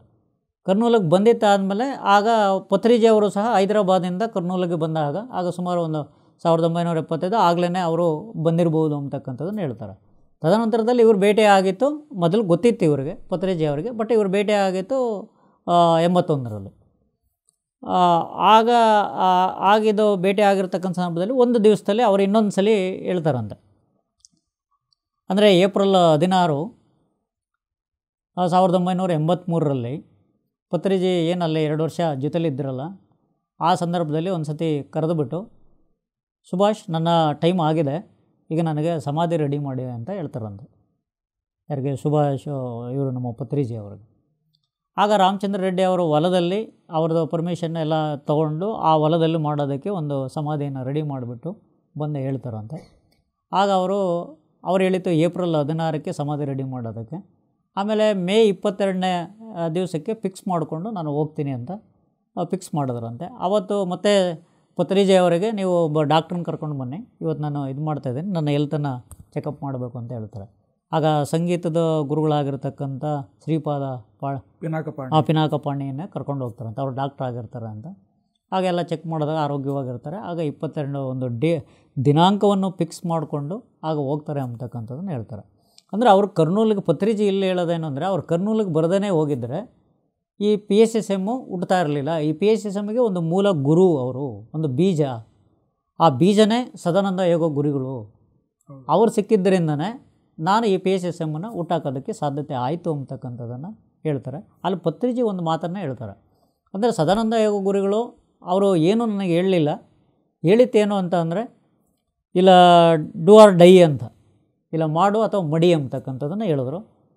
ಆಗ ಅಂದರೆ ಈ ಪ್ರಪಂಚಕ್ಕೆ ಅದರ ಅರ್ಥ ಏನು ಅಂತಂದರೆ, ಈ ಪ್ರಪಂಚಕ್ಕೆ ನೀನು ಯಾಕೆ ಬಂದಿದೆಯಾ, ನಿನ್ನ ಗುರಿ ಏನು, ಅಂದರೆ ಈಗ ಹಿಂದಿನ ಜನ್ಮದಲ್ಲಿ ಏನೋ ಮಾಡಿರ್ತೀವಿ, ಅಥವಾ ಈ ಜನ್ಮದಲ್ಲಿ ನಾವು ಇದನ್ನು ಮಾಡ್ತೀವಿ ಅಂತ ಒಂದು ಪ್ಲ್ಯಾನ್ ಮಾಡ್ಕೊಂಡು ಬಂದಿರ್ತೀವಿ ಅಂತ, ಆ ಪ್ಲ್ಯಾನನ್ನು ನೀನು ಸಂಪೂರ್ಣವಾಗಿ ನೀನು ಮಾಡಬೇಕು ಅಂತಕ್ಕಂಥ, ಇಲ್ಲ ಮಾಡು ಇಲ್ಲ ಸಾಯಿ, ಆ ಥರದಲ್ಲಿ ಒಂದು ಕರೆಯನ್ನು, ಒಂದು ಮಾರ್ಗವನ್ನು, ಒಂದು ಗೈಡೆನ್ಸನ್ನು ಮಾಡ್ತಾರೆ ಅಂತ ಹೇಳ್ಬೋದು. ಆಗ ಡೂ ಆರ್ ಡೈ ಅಂದಾಗ ಆಗ ಪತ್ರಿಜಿಯವರು ಈ PSSMನ್ನು ತುಂಬ ಪ್ರಬುದ್ಧಮಾನಕ್ಕೆ ತರೋದಕ್ಕೆ ಅವರ ಒಂದು ಬೀಜದ ಒಂದು ಅಂಕುರ ಹಾಕಿರೋದಕ್ಕೆ ಪತ್ರಿಜಿ ಮೂಲಕ ಬಂದಿದ್ದು. ಇದು ಪತ್ರಿಜಿ ಅವರ ಗುರುಗಳು. ಈಗ ನಮ್ಮ ಗುರುಗಳು ಸಹ ಆ ಒಂದು ಹಾಕಿರ್ತಕ್ಕಂಥದ್ದು ಏನಿದೆ, ಇಲ್ಲಿ ಗುರು ಮತ್ತು ಗುರಿ ಅಂತಕ್ಕಂಥದ್ದು ಏನಿದೆ, ಈಗ ಅವರು ಗುರುಗಳು ಏನೋ ಆದೇಶ ಮಾಡಿದ್ರು, ಡೂ ಆ್ಯಂಡ್ ಡೈ ಅಂತಕ್ಕಂಥ ಒಂದಿದರಲ್ಲಿ, ಆಗ ಇವರೇನು ಸಂಕಲ್ಪವನ್ನು ಮಾಡಿದ್ರು, ಆಗ ಇವ್ರಿಗೇನು ಈಗ ಆ ಒಂದು ಧ್ಯಾನವನ್ನು ಕಲ್ತಿತ್ತಾದಮೇಲೆ ಅವರಿಗೆ ಒಂದು ಜ್ಞಾನೋದಯ ಆದಮೇಲೆ ಏನಾಗುತ್ತೆ, ಪತ್ರಿಜಿ ಅವರಿಗೆ ಈ ಜ್ಞಾನೋದಯ ಆಗಿರ್ತಕ್ಕಂಥ ಈ ಜ್ಞಾನವನ್ನು ನಾನು ಎಲ್ಲರಿಗೂ ಹಂಚಬೇಕು, ಅಥವಾ ಎಲ್ಲರಿಗೂ ಇದನ್ನು ಕೊಡಬೇಕು, ಎಲ್ಲರನ್ನೂ ನಾನು ದೈವತ್ವದ ಒಂದು ಸ್ಥಾನಕ್ಕೆ ನಾನು ಕೊಂಡೊಯ್ಯಬೇಕು ಅಂತಕ್ಕಂಥ ಒಂದು ಗುರಿಯನ್ನು ಇಟ್ಕೊಳ್ತಾರೆ. ಆ ಗುರಿಯನ್ನು ಇಟ್ಕೊಂಡು ಆಗ ಈ PSSMನ್ನು ಕಟ್ಟಿ PSSMನ ಮೂಲಕ ಇವತ್ತು ಕೋಟ್ಯಾಂತರ ಜನ ಒಂದು ಪಿರಮಿಡ್ ಮಾಸ್ಟರ್ಗಳನ್ನು ತಯಾರು ಮಾಡಿದ್ದಾರೆ. ಇವತ್ತು ದೇಶ ವಿದೇಶಗಳಲ್ಲೂ ಸಹ ಈ ಪಿರಮಿಡ್ ಮಾಸ್ಟರ್ಗಳಿದ್ದಾರೆ ಮತ್ತು ಪಿರಮಿಡ್ ಧ್ಯಾನ ನಡೀತಾ ಇದೆ. ಇಂತಹ ಒಂದು ಅತ್ಯುನ್ನತ ಒಂದು ಶಿಖರಕ್ಕೆ ಬೆಳೆಸೋದಕ್ಕೆ ಆ ಗುರುವಿನ ಒಂದು ಆದೇಶ ಏನಿದೆ, ಆ ಗುರುವಿನ ಆದೇಶದ ಜೊತೆಗೆ ಒಂದು ಗುರಿಯನ್ನು ಇದ್ದಾಗ ಮಾತ್ರ ಆ ಹಿಂದೆ ಗುರು ಸಪೋರ್ಟ್ನಿಂದ ಗುರಿಯನ್ನು ತಲುಪೋದಕ್ಕೆ ಸಾಧ್ಯತೆ ಆಗಿದೆ. ಆದ್ದರಿಂದ ಇಲ್ಲಿ ನಮಗೆ ಗೊತ್ತಾಗೋದೇನು ಅಂದರೆ, ಗುರು ಮತ್ತು ಗುರಿ ಏನಿದೆ ಇವೆರಡು ಒಂದು ನಾಣ್ಯದ ಎರಡು ಮುಖಗಳಿದ್ದಂತೆ ಅಂತ. ಗುರಿ ಇಲ್ಲದೇ ಗುರು ಇರೋದಕ್ಕೂ ಆಗಲ್ಲ, ಗುರು ಇಲ್ಲದೇ ಗುರು ಇರೋದಕ್ಕೂ ಅಸಾಧ್ಯತೆ ಇಲ್ಲ ಅಂತ ಹೇಳ್ಬೋದು. ಯಾಕೆ ಗುರು ಇದ್ದಾಗೇ ಒಂದು ಗುರಿ ಬರೋದಕ್ಕೂ ಸಾಧ್ಯತೆ ಇದೆ, ಗುರಿ ಇದ್ದಾಗೇ ಗುರುನೂ ಸಹ ಬರೋದಕ್ಕೆ ಸಾಧ್ಯತೆ ಇದೆ. ಅಲ್ಲ, ಸಾಮಾನ್ಯವಾಗಿ ಹೇಳ್ತಾರೆ ಶಿಷ್ಯ ತಯಾರಾಗಿದ್ದಾಗ ಗುರು ಕಾಣಿಸ್ಕೊಳ್ತಾನೆ ಅಂತ ಅನ್ನೋದು. ಹೌದು ಸರ್. ಶಿಷ್ಯ ತಯಾರಾಗೋದು ಅಂದ್ರೆ ಅರ್ಥ ಏನು? ಶಿಷ್ಯ ಇಂಥದ್ದೊಂದು ಗುರಿಯನ್ನು ತಾನು ನಿಗದಿ ಮಾಡಿಕೊಂಡ ಅಂದ ತಕ್ಷಣ ಆ ಗುರಿಯೆಡೆಗೆ ಕೈ ಹಿಡಿದು ಕರ್ಕೊಂಡು ಹೋಗೋದಕ್ಕೆ ಗುರು ಅವತರಿಸ್ತಾರೆ, ಗುರು ಗೋಚರಿಸ್ತಾರೆ ಆ ಶಿಷ್ಯನಿಗೆ ಅಂತ ಅನ್ನೋದು ಪರಂಪರೆಯಿಂದ ಬಂದಿರತಕ್ಕಂಥದ್ದು. ಎಲ್ಲರೂ ಹೇಳೋದು ಅದೇನೆ. ಶಿಷ್ಯ ತಯಾರಾದಾಗ ಗುರು ಕಾಣಿಸ್ಕೊಳ್ತಾನೆ ಅನ್ನೋದ್ರ ಅರ್ಥನೇ ಅದು. ಗುರಿ ಖಚಿತವಾಗಿ ನಿರ್ಧಾರ ಆದಾಗ ಆ ಗುರಿಯೆಡೆಗೆ ಕರ್ಕೊಂಡು ಹೋಗೋರೊಬ್ಬರು ಬೇಕು ವ್ಯಕ್ತಿ. ಈಗಾಗಲೇ ಆ ಗುರಿಯನ್ನು ನೋಡಿರೋರು, ತಲುಪಿರೋರು, ಆತ್ಮಜ್ಞಾನದ ಬಗ್ಗೆ ತಿಳಿದಿರೋರು, ಅವ್ರ ಮಾರ್ಗದರ್ಶನ ಅವಶ್ಯಕತೆ ಇರುತ್ತೆ. ಹಾಗಾಗಿ ಗುರು ಶಿಷ್ಯರ ಸಂಬಂಧ ಅಲ್ಲಿ ಆರಂಭ ಆಗುತ್ತೆ ಅಂತ ಅನ್ನೋದು ಸ್ಪಷ್ಟವಾಗಿ ಎಲ್ರಿಗೂ ಕೂಡ, ಎಲ್ಲ ಸಾಧಕರು ಕೂಡ ಹೇಳ್ತಕ್ಕಂಥದ್ದು. ಹಾಗಾಗಿ ಅಲ್ಲಿ ವ್ಯಕ್ತಿಯನ್ನು ನಾವು ಗುರು ಅಂತ ಕರೆದರೂ ಕೂಡ ಆ ವ್ಯಕ್ತಿ ಒಳಗಡೆ ಇರತಕ್ಕಂಥ ಜ್ಞಾನವೇ ಈ ಶಿಷ್ಯನನ್ನು ಗುರಿಯೆಡೆಗೆ ಕೈ ಹಿಡಿದು ಕರ್ಕೊಂಡು ಹೋಗುತ್ತೆ ಅಂತ ನಾನಾದರೂ ಭಾವಿಸ್ತೇನೆ. ಹಾಗಾಗಿ ಯಾವಾಗ ನಾವು ಗುರಿಯನ್ನು ನಾವು ನಿಗದಿ ಮಾಡ್ಕೊಳ್ಳಲ್ವೋ, ಹಾಗಾಗಿ ಗುರಿ ಇಲ್ಲ ಅಂತಂತಂದರೆ ನಮಗೆ ಗುರು ಕಾಣಿಸ್ಕೊಳ್ಳೋ ಅವಕಾಶಗಳೇ ಇಲ್ಲ. ಹಾಗಾಗಿ ಗುರಿ ಅಂತ ಅನ್ನೋದು ಖಚಿತವಾಗಿರಬೇಕು. ಲೌಕಿಕವಾದ ಗುರಿಗಳು ಬೇರೆ, ಆಧ್ಯಾತ್ಮಿಕವಾದ ಗುರಿಗಳು ಬೇರೆ. ಗೋಲ್ಸ್ ಅಂತ ಏನು ಜೀವನದಲ್ಲಿ ಗೋಲ್, ಈಗ ಲೌಕಿಕದಲ್ಲಿ ಪಾರಮಾರ್ಥಿಕವಾದ ಇದು ಏನೂ ಇಲ್ಲ ಅಂತಂತಂದರೆ, ನಾನು ಒಂದು 10 ಸೈಟ್ ಮಾಡಬೇಕು, ಒಂದು 4 ಬಿಲ್ಡಿಂಗ್ ಮಾಡಬೇಕು, ಒಂದು ದೊಡ್ಡ ಕಂಪ್ನಿ ಕಟ್ಟಬೇಕು ಅಂತನ್ನೋದೇ ಅವರಿಗೆ ಜೀವನದ ಗುರಿಯಾಗಿರುತ್ತೆ. ಆ ಗುರಿ ಮುಗಿದ ನಂತರ ಅದೆಲ್ಲ ಪೂರ್ತಿಯಾಗಿ ಸಾಕಾಯ್ತಪ್ಪ ಅಂತಂದಾಗ ಆಮೇಲೆ ಪಾರಮಾರ್ಥಿಕ ಗುರಿಗಳನ್ನು ಅವರು ಸೆಟ್ ಮಾಡ್ಕೊಳ್ಳೋದಕ್ಕೆ ಶುರು ಮಾಡ್ತಾರೆ. ಪತ್ರಿಜಿಯವರು ಹೇಳೋದೇನು ಅಂತಂದರೆ, ನಮ್ಮ ಜೀವನದಲ್ಲಿ ಎಲ್ಲವನ್ನೂ ಕೂಡ ಲೌಕಿಕವಾದ ಗುರಿನೂ ಇರಬೇಕು, ಆಧ್ಯಾತ್ಮಿಕ ಗುರಿನೂ ಇರಬೇಕು. ಎರಡೂ ಗುರಿಗಳತ್ತ ನಾವು ನಮ್ಮ ಎರಡೂ ಕಣ್ಣುಗಳನ್ನು ನೆಟ್ಟುಕೊಂಡು ನಮ್ಮ ಒಳಗಡೆನ ಇರ್ತಕ್ಕಂಥ ಇನ್ನರ್ ಗುರು, ಆ ಇನ್ನರ್ ಗುರುವನ್ನ ಅವೇಕ್ ಮಾಡಿಕೊಂಡು, ಅಂದರೆ ನಮ್ಮ ಸ್ವಯಂ ಜ್ಞಾನವನ್ನು ಕೈಗೆ ತೆಗೆದುಕೊಂಡು ನಾವು ಮುನ್ನಡೆಯಬೇಕು. ಅದಕ್ಕೆ ನಮ್ಮ ಉಸಿರೇ ನಮ್ಮ ಗುರು. ಧ್ಯಾನದ ಮಾರ್ಗದ ಮೂಲಕ ನಮ್ಮ ಪೂರ್ವಜನ್ಮದಿಂದ ಜನ್ಮಾಂತರಗಳಿಂದ ನಾವೇನು ತಂದಿದ್ದೇವೆ, ವಾಸನೆಗಳು ಅಂತ ಏನು ಕರೀತಾರೆ, ಆ ಒಂದು ರೂಪದಲ್ಲಿ ನಮ್ಮ ಒಳಗಡೆ ಇರತಕ್ಕಂಥ ಜ್ಞಾನವನ್ನು, ಸ್ವಯಂ ಜ್ಞಾನವನ್ನು ಕೈಗೆ ತೆಗೆದುಕೊಂಡು ನಾವು ಈ ಭೂಮಿಗೆ ಯಾವ ಉದ್ದೇಶದಿಂದ ಹುಟ್ಟು ಬಂದಿದ್ದೇವೆ ಅಂತ ಅನ್ನೋದನ್ನು ನಾವು ತಿಳ್ಕೊಂಡು ಆ ಉದ್ದೇಶನ ಈಡೇರಿಸ್ಕೊಂಡು ನಾವು ನಮ್ಮ ಮೂಲ ಸ್ಥಾನಕ್ಕೆ ಹೋಗ್ತಕ್ಕಂಥದ್ದು ನಮ್ಮ ಜೀವನದ ಉದ್ದೇಶ ಆಗಬೇಕು. ಅದಕ್ಕಾಗಿ ನಮಗೆ ಲೌಕಿಕದಲ್ಲಿ ನಮಗೆ ನಾವೇ ಗುರು ಅಂತ ಹೇಳ್ತಾರೆ. ಆ ಉದ್ದೇಶದಿಂದ ನಿನಗೆ ನೀನೇ ಗುರು ಅಂತ ಅನ್ನೋದು ಯಾಕೆ ಬಂತು ಮಾತು ಅಂತಂದರೆ, ಸ್ವಯಂ ಜ್ಞಾನವನ್ನು ನಾವು ಪಡಿಬೇಕು. ಆದರೆ ಲೌಕಿಕದಲ್ಲಿ ನಿಮಿತ್ತ ಮಾತ್ರ ಒಬ್ಬ ಗುರು ಇರ್ತಾರೆ. ನಮ್ಮ ಪತ್ರಿಜಿಯವರಿಗೆ ಕೂಡ ಸದಾನಂದ ಯೋಗಿಗಳು ಸಿಕ್ಕಿದ್ದು ಒಂದು ನಿಮಿತ್ತ ಮಾತ್ರ. ಅಂದರೆ ಅವರ ಜೀವನದಲ್ಲಿ ಒಂದು ಟರ್ನಿಂಗ್ ಪಾಯಿಂಟ್, ಒಂದು ತಿರುವು ಬರೋದಕ್ಕೆ ಸದಾನಂದ ಯೋಗಿಗಳು ಕೂಡ ಕಾರಣರಾದರು.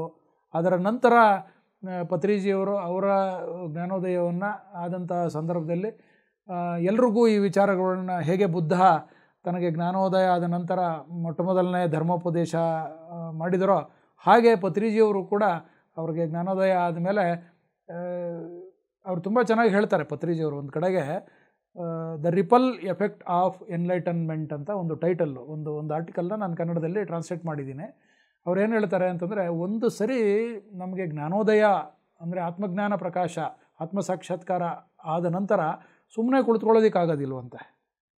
ಇದನ್ನು, ಈ ವಿಚಾರವನ್ನು ಎಲ್ರಿಗೂ ತಿಳಿಸ್ಬೇಕು, ಎಲ್ಲರೂ ಇದನ್ನು ಅನುಭವಿಸ್ಬೇಕು, ಎಲ್ಲರೂ ಸಾಧಕರಾಗಬೇಕು, ಈ ಮಾರ್ಗವನ್ನು ನಾನು ತಿಳಿಸ್ಕೊಡ್ಬೇಕು, ಕಲಿಸ್ಕೊಡ್ಬೇಕು ಅಂಥೇಳಿ ತಾನಾಗೇ ಗುರುವಾಗಿ ಪರಿವರ್ತನೆ ಆಗೋಗ್ತಾನಂತೆ. ಹಾಗಾಗಿ ಶಿಷ್ಯರನ್ನು ಹುಡುಕುವಂಥದ್ದು. ಹೇಗೆ ಬುದ್ಧ ಹುಡುಕದ ತನ್ನ ಹಳೆ ಸ್ನೇಹಿತರನ್ನೆಲ್ಲ ಹುಡುಕಿ ತನಗಾದಂಥ ಅನುಭವಗಳನ್ನು ಹಂಚಿಕೊಂಡ, ಹಾಗೆ ಪತ್ರಿಜಿಯವರು ಕೂಡ ಒಬ್ಬರಿಗೆ ಜ್ಞಾನೋದಯ ಆಯಿತು ಅಂತಂತಂದರೆ ಅದರ ಪರಿಣಾಮಗಳಿದೆಯಲ್ಲ, ಅದು ರಿಪಲ್ ಎಫೆಕ್ಟ್ ಅಂತೆ ಅವ್ರು ಹೇಳೋದು. ಅಂತಂದರೆ ಅಲೆಗಳ ರೂಪದಲ್ಲಿ ಅದು ಪರಿಣಾಮ, ಅಲೆಗಳ ರೂಪದಲ್ಲಿ ವಿಸ್ತಾರ ಆಗ್ತಾ ಹೋಗುತ್ತೆ. ಆ ಅಲೆಯ ಪ್ರಭಾವಕ್ಕೆ ಬಂದಂಥ ಎಲ್ಲ ಶಿಷ್ಯರು ಕೂಡ ಗುರುವಿನ ಪ್ರಭಾವಲಯಕ್ಕೆ ಬಂದು ಅವರೂ ಕೂಡ ಸಾಧನೆಯನ್ನು ಶುರು ಮಾಡ್ತಾರೆ.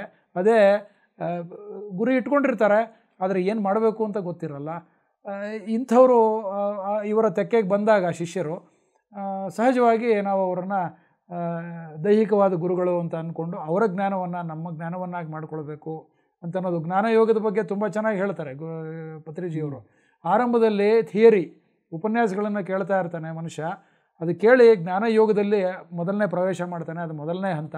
ಎರಡನೇ ಹಂತದಲ್ಲಿ ತಾನೇ ಸಾಕ್ಷಾತ್ಕಾರವನ್ನು ಮಾಡಿಕೊಂಡ ನಂತರ ಎರಡನೇ ಹಂತದಲ್ಲಿ ಜ್ಞಾನಯೋಗದ ಒಂದು ಪ್ರಭಾವದಿಂದ ಯೋಗ ಪರಂಪರೆಯ ಮೂಲಕ ಆತ ಆತ್ಮ ಸಾಕ್ಷಾತ್ಕಾರ, ಆತ್ಮದ ಪ್ರಗತಿ ಮಾಡ್ಕೊಳ್ತಾನೆ ಅಂತೇಳಿ ತುಂಬ ಸೊಗಸಾಗಿ ಪತ್ರಿಜಿಯವರು ಹೇಳಿದ್ದಾರೆ. ಯೋಗ ಪರಂಪರೆ ಅಂತ ಅನ್ನೋದು ಹೌದು ಸರ್, ಅದೊಂದು ವಿಕಾಸದ ಹಾದಿ ಅಂತ ಹೇಳಿದ್ದಾರೆ. ಈ ಯೋಗ ಪರಂಪರೆಯಲ್ಲಿ ಗುರು ಮತ್ತು ಗುರಿ ಇದರ ಪಾತ್ರ ಬಹಳ ಮುಖ್ಯ ಅಂತ ಅವ್ರು ಹೇಳ್ತಾರೆ. ಕೇವಲ ಲೌಕಿಕದಲ್ಲಷ್ಟೇ ನಮಗೆ ಗುರುಗಳಿರಲ್ಲ. ಲೌಕಿಕದಲ್ಲಿರೋ ಗುರುಗಳನ್ನು ನಾವು ಶಿಕ್ಷಕರು ಅಂತ ಕರಿತೀವಿ, ಆದರೆ ಪಾರಮಾರ್ಥಿಕ ವಿಚಾರಕ್ಕೆ ಬಂದಾಗ ಗುರು ಅಂತ ಕರಿತೀವಿ. ಸಾಮಾನ್ಯವಾಗಿ ಶಿಕ್ಷಕರಿಗೂ ಗುರುಗಳಿಗೂ ಏನು ವ್ಯತ್ಯಾಸ ಅಂತ ತಾವು ಹೇಳಬೇಕು ಈಗ ನನಗೆ. ಸರ್, ಈಗ ಅದಕ್ಕೆ ಒಳ್ಳೆಯ ಪ್ರಶ್ನೆಯನ್ನು ಕೇಳಿದ್ರೆ, ಅದಕ್ಕೆ ಮೊದಲಿಗೆ ಈಗ ನಾವೆಲ್ಲ ಪಿರಮಿಡ್ ಮಾಸ್ಟರ್ಗಳಾಗಿ ಇದೆಲ್ಲ ಬೆಳೆಯೋದಕ್ಕೆ ಕಾರಣಕರ್ತರಾಗಿರ್ತಕ್ಕಂಥ ಸದಾನಂದ ಯೋಗ ಗುರುಗಳಿಗೆ ಮತ್ತು ನಮ್ಮ ಗುರುಗಳಾಗಿರ್ತಕ್ಕಂಥ ಬ್ರಹ್ಮರ್ಷಿ ಪಿತಾಮಹ ಪತ್ರಿಜಿಯವರಿಗೆ ಮತ್ತೊಮ್ಮೆ ಪ್ರಣಾಮಗಳನ್ನು ಸಲ್ಲಿಸುತ್ತಾ ಈ ಗುರು ಪೌರ್ಣಮಿಯ ದಿನದಂದು ಸ್ಮರಿಸ್ಕೊಳ್ಳುತ್ತಾ, ಹಾಗೂ ಎಲ್ಲ ಪಿರಮಿಡ್ ಮಾಸ್ಟರ್ಗಳಿಗೂ ಸ್ಮರಿಸ್ಕೊಳ್ಳುತ್ತಾ, ಈಗ ನೀವು ಕೇಳಿದ ಪ್ರಶ್ನೆ, ಈಗ ಆಧುನಿಕ ಕಾಲದಲ್ಲಿ ಕರೀತಕ್ಕಂಥ ಶಿಕ್ಷಕರಿಗೂ ಮತ್ತು ಆ ಗುರುಗಳಿಗೂ ವ್ಯತ್ಯಾಸ ಅಂತ ನೀವು ಕೇಳ್ತಾ ಇದ್ದೀರ. ಈಗ ನನಗೆ ಇಲ್ಲಿ ನೋಡಿದಾಗ ಏನಾಗುತ್ತೆ ಅಂದರೆ, ಒಂದು ಅಂಶ ಗುರು, ಈಗ ಒಂದು ಈ ಡಿ ವಿ ಜಿ ಅವರು ಏನು ಹೇಳ್ತಾರೆ ಅಂತಂದರೆ, ಒಂದು ಕಡೆ ತರುಣ ದರ್ಶನಕ್ಕಿಂತ ಕಿರಣ ಅನುಭವ ಸುಲಭ ಅಂತ ಹೇಳ್ತಾರೆ. ಆಮೇಲೆ ಪರಮಶಾಸ್ತ್ರಗಳಿಗಿಂತ ಉದಾಹರಣೆ, ಸರಿಯಾದ ಉದಾಹರಣೆ ಅಂತಕ್ಕಂಥದ್ದು, ಮತ್ತು ಪರಮಸತ್ಯ ಕಂಡ ಗುರುವನ್ನು ಅರಿಸುವುದಲ್ಲಿ ಅಂತಕ್ಕಂಥದ್ದು, ದೊರೆತಿತ್ತು ಅಂದು ನೀ ಧನ್ಯ ಮಂಕುತಿಮ್ಮ ಅಂತ. ಅಂದರೆ ಇದರ ಏನು ಅಂತಂದರೆ, ಈಗ ಸೂರ್ಯನಿಗೆ ನೇರವಾಗಿ ನಾವು ಆ ಸೂರ್ಯನನ್ನು ನೋಡೋದಕ್ಕೆ ಸಾಧ್ಯತೆ ಇಲ್ಲ, ಬಟ್ ಆ ಕಿರಣ ಅನುಭವವನ್ನು ನಾವು ಸುಲಭವಾಗಿ ನಾವು ಪಡ್ಕೊಳ್ಬೋದು ಅಂತಕ್ಕಂಥ ಅರ್ಥದಲ್ಲಿ ಹೇಳ್ತಾರೆ.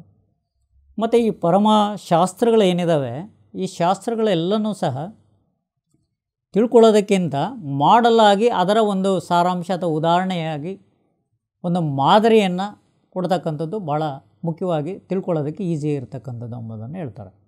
ಇನ್ನು ಪರಮಸತ್ಯವನ್ನು ಕಂಡುಕೊಂಡಿರ್ತಕ್ಕಂಥ ಗುರುವನ್ನು ಅರಿಸುವುದಲ್ಲಿ ಅಂದರೆ, ಅಂತಹ ಒಂದು ಪರಮಸತ್ಯವನ್ನು ತಿಳಿದುಕೊಂಡು ಅವರು ಒಂದು ಮಾದರಿಯಾಗಿ ಶಿಷ್ಯರಿಗಿರ್ತಕ್ಕಂಥ ಒಂದು ಗುರುವನ್ನು ಅರಿಸುವುದು ಎಲ್ಲಿ? ಹುಡುಕಾಟ, ನಾವು ಜೀವನ ಪರ್ಯಂತ ಹುಡುಕಾಟಿದ್ರು ಸಿಗೋದು ಕಷ್ಟ ಅಂತಕ್ಕಂಥದ್ದು. ಆ ಕಷ್ಟ ಅಂತಕ್ಕಂಥದ್ರ ಜೊತೆಯಲ್ಲಿ ಏನು ಹೇಳ್ತಾರೆ ಅಂದರೆ, ಒಂದು ಪಕ್ಷ ಏನಾದರೂ ಆ ಥರ ಗುರು ಏನಾದರೂ ದೊರೆತಿದ್ದ ಆದರೆ ಅಂದೇ ನೀನು ಧನ್ಯ ಮಂಕುತಿಮ್ಮ ಅಂತ, ಅಂದರೆ ಧನ್ಯನಾಗ್ಬೋದು ಅಂತಕ್ಕಂಥ ರೀತಿಯಲ್ಲಿ ಹೇಳ್ತಾರೆ. ಅಂದರೆ ಇಲ್ಲಿ ಗುರುವಿಗೆ ಒಂದು ಮಹತ್ವ ಇದೆ. ಅಂದರೆ ಇಲ್ಲಿ ಗುರು ಅಂತಕ್ಕಂಥ ಆಧುನಿಕ ಕಾಲದಲ್ಲಿ ಕಾಲಘಟ್ಟದಲ್ಲಿ ಚೇಂಜ್ ಆದಾಗ ಗುರು ಅಂತ ಇವರನ್ನು ಶಿಕ್ಷಕ ಮತ್ತು ಇವರನ್ನು ಗುರು ಅಂತ ಕರಿತೀವಿ. ಬಟ್ ಆದರೆ ಸಿಮಿಲರಾಗಿ ಎರಡೂ ಗುರುಗಳು ಒಂದೇ, ಬಟ್ ಚೇಂಜ್ ಆಗೋದಕ್ಕೆ ಸಾಧ್ಯತೆ ಇಲ್ಲ. ಬಟ್ ಹೇಳ್ತಕ್ಕಂಥ ವಿಧಾನದಲ್ಲಿ ಚೇಂಜಸ್ ಇದೆ. ಅಂದರೆ ಇವರು ಪಾಠಕ್ಕೆ ಸಿಲೆಬಸ್ಸಿಗೆ ಸಂಬಂಧಪಟ್ಟಂತೆ ಅಷ್ಟೇ ಜ್ಞಾನವನ್ನು ಅವರು ಕೊಡುವಾಗ ಅವರು ಸೀಮಿತ ಗುರುಗಳಾಗ್ತಾರೆ. ಇವರು ಜೀವನದ ಒಂದು ಪರಿಪೂರ್ಣ ಗುರಿ ಏನಿದೆ ಆ ಗುರಿಯ ಕಡೆಗೆ ತಗೊಂಡು ಹೋಗೋದ್ರಿಂದ ಇವರು ಗುರುವಾಗಿ ಪರಿಣಮಿಸ್ತಕ್ಕಂಥದ್ದು ವ್ಯತ್ಯಾಸವನ್ನು ನಾವು ಕಾಣೋದಕ್ಕೆ ಸಾಧ್ಯತೆ ಇದೆ. ಅಂದರೆ ಇವತ್ತಿನ ಕಾಲದಲ್ಲಿ ಕಾಲಘಟ್ಟದಲ್ಲಿ ನಾವು ನೋಡಿದಾಗ, ಈಗ ಆಧುನಿಕ ಕಾಲದಲ್ಲಿ ಶಿಕ್ಷಕರು ಅಂತ ಕರೆದ್ರೂ ಸಹ ಅವ್ರ ರೋಲನ್ನು ಸಹ ಈಗ ರಾಷ್ಟ್ರ ನಿರ್ಮಾಪಕರು ಅಂತ ಕರಿತೀವಿ, ನೋಬಲ್ ಪ್ರೊಫೆಷನ್ ಅಂತ ಕರಿತೀವಿ. ಅಂದರೆ ಈ ದೇಶನ ಇದನ್ನೆಲ್ಲ ನಿರ್ಮಾಣ ಮಾಡ್ತಕ್ಕಂಥ ಒಂದು ಶಕ್ತಿ ಅವ್ರಿಗೆ ಇದೆ ಅಂತಕ್ಕಂಥದ್ದನ್ನು ನಾವು ಹೇಳ್ತೀವಿ. ಅಂದರೆ ಆ ನಿಟ್ಟಿನಲ್ಲಿ ಅಲ್ಲಿಗೆ ಹೋಗಿಲ್ಲ, ಅವರು ತಲುಪಿಲ್ಲ ಬಹುತೇಕ ಶಿಕ್ಷಕರು, ಎಲ್ಲರೂ ಅಲ್ಲ. ಈಗ 100 ಜನ ಶಿಕ್ಷಕರಿದ್ದಾರೆ ಅಂದರೆ ಆ ಥರದ ಒಂದು ಗುರುತ್ವವನ್ನು ಪಡ್ಕೊಂಡು ಇವತ್ತು ಪಾಠ ಮಾಡ್ತಕ್ಕಂಥ ವ್ಯಕ್ತಿತ್ವ ಇರತಕ್ಕಂಥವ್ರು ತುಂಬ ಕಡಿಮೆ, ಒಂದು 20% ಇರ್ಬೋದು ಅಂತ ಇಟ್ಕೊಳ್ಳೋಣ. 80% ಶಿಕ್ಷಕರು ಏನಾಗಿದ್ದಾರೆ, ಕೇವಲ ಒಂದು ಸಿಲೆಬಸ್ಗೆ ಮತ್ತು ಎಕ್ಸಾಮಿನೇಷನ್ ಓರಿಯೆಂಟೆಡ್ಡು ಮತ್ತು ಅಲ್ಲಿನ ಒಂದು ಸಿದ್ಧಾಂತಕ್ಕೆ ಮಣಿದು ಅಷ್ಟನ್ನು ಮಾತ್ರ ಮಕ್ಕಳಿಗೆ ಕೊಡ್ತಕ್ಕಂಥ ಒಂದು ಜ್ಞಾನದಲ್ಲಿ ನಿರತರಾಗಿರೋದರಿಂದ ಅವರು ಈ ಗುರುಪಥಕ್ಕೆ ಬರೋದಕ್ಕೆ ಸಾಧ್ಯತೆ ಆಗ್ತಾಯಿಲ್ಲ ಅಂತಕ್ಕಂಥ ಒಂದು ವ್ಯತ್ಯಾಸವನ್ನು ನಾವು ಮನಗಾಣ್ಬೋದು. ಬಟ್ ಇವರು ಏನಾಗ್ತಾರೆ ಅಂತಂದರೆ ಇವರ ಜೀವನದ ಒಂದು ಪರಮ ಗುರಿ, ಈಗ ಇದಕ್ಕೆ ಗುರಿ ಎಂಬತಕ್ಕಂಥದ್ದನ್ನು ನಾವು ಹೇಳೋದಾದರೆ, ಈಗ ಸ್ವಾಮಿ ವಿವೇಕಾನಂದರು ಒಂದು ಕಡೆ ಗುರಿ ಅಂದರೆ ಏನು ಅಂತ ಹೇಳ್ತಾರೆ ಅಂತಂದರೆ, ಈಗ ಪ್ರತಿಯೊಬ್ಬ ಮನುಷ್ಯನ ಆತ್ಮದಲ್ಲಿ ಪವಿತ್ರತೆ ಒದಗಿರುವುದು ಅಂತ, ಅಂದರೆ ಈ ಪವಿತ್ರತೆ ಆಲ್ರೆಡಿ ಇದೆ ಅಂತಕ್ಕಂಥದ್ದನ್ನು ಹೇಳ್ತಾರೆ. ಪ್ರತಿಯೊಬ್ಬ ಒಂದು ಮನುಷ್ಯನ ಆತ್ಮದಲ್ಲಿ ಪವಿತ್ರತೆ ಇದೆ ಅಂತಕ್ಕಂಥದ್ದನ್ನು ಹೇಳ್ತಾರೆ. ಈ ಗುಪ್ತಗಾಮಿನಿ ಆಗಿರ್ತಕ್ಕಂಥ ಒಂದು ಪವಿತ್ರತೆಯನ್ನು ಬಾಹ್ಯ ಮತ್ತು ಆಂತರಿಕ ನಿಗ್ರಹದಿಂದ ವ್ಯಕ್ತಪಡಿಸ್ತಕ್ಕಂಥದ್ದೇನಿದೆ ಅದೇ ಜೀವನದ ಗುರಿ ಅಂತ ಹೇಳ್ತಾರೆ. ಇಲ್ಲಿ ಎರಡೂ ಇಂಪಾರ್ಟೆಂಟ್ ಇದೆ, ಅಂದರೆ ಒಂದು ಬಾಹ್ಯ ಮತ್ತು ಆಂತರಿಕ ನಿಗ್ರಹದ ಅಂತಕ್ಕಂಥದ್ದು. ಬಟ್ ಈಗಿನ ಇದನ್ನೇ ವ್ಯಕ್ತಪಡಿಸ್ತಕ್ಕಂಥ ಒಂದು ಜೀವನದ ಗುರಿ ಅಂತಕ್ಕಂಥದ್ದು. ಅಲ್ಲಿನೂ ಸಹ ಶಿಕ್ಷಣದ ಗುರಿನೂ ಸಹ ಅದೇ ಹೇಳುತ್ತೆ. ಮನುಷ್ಯನಲ್ಲಿರ್ತಕ್ಕಂಥ ಒಂದು ಪ್ರತಿಭೆ ಏನಿದೆ ಅಥವಾ ಅವನಲ್ಲಿರ್ತಕ್ಕಂಥ ಒಂದು ಟ್ಯಾಲೆಂಟ್ ಏನಿದೆ ಅದನ್ನು ಹೊರಗಡೆ ತೆಗೆಯತಕ್ಕಂಥದ್ದೇ ಶಿಕ್ಷಣ ಅಂತಕ್ಕಂಥ. ಅದನ್ನು ತೆಗೆಯೋದಕ್ಕೋಸ್ಕರನೇ ಆ ಶಿಕ್ಷಣ ಬಂದಿರತಕ್ಕಂಥದ್ದು ಅಂತ. ಶಿಕ್ಷಕನ ಸಹಾಯ ಅದಕ್ಕೆ ಬೇಕು ಅಂತ.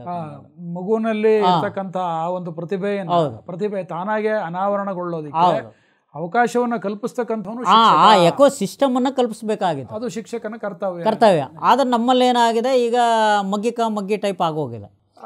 ಆದ್ರೂ ಸಹ ಈಗ ಶಿಕ್ಷಕನ ಒಂದು ಡೆಫಿನೇಷನ್ನ ಹೇಳೋದಾದರೆ, ಈಗ ಸಂಪೂರ್ಣವಾಗಿ ಹೇಳಿರ್ತಕ್ಕಂಥ ಒಂದು ರೀತಿಯಲ್ಲಿ ಶಿಕ್ಷಕನ ಮಹತ್ವ ಹೇಗಿದೆ ಅನ್ನೋದಾದರೆ, ಈಗ ಕಂಪ್ಲೀಟಾಗಿ ಒಂದು ಶಿಕ್ಷಕನ ಒಂದು ಸ್ಥಾನಮಾನಗಳು ಏನಿರುತ್ತೆ ಯಾವುದೇ ಒಂದು ದೇಶದಲ್ಲಿ, ಆ ದೇಶನೂ ಸಹ ಅದೇ ಥರದಲ್ಲಿ ಇರುತ್ತೆ ಅಂತಕ್ಕಂಥದ್ದನ್ನು ಹೇಳ್ತಾರೆ.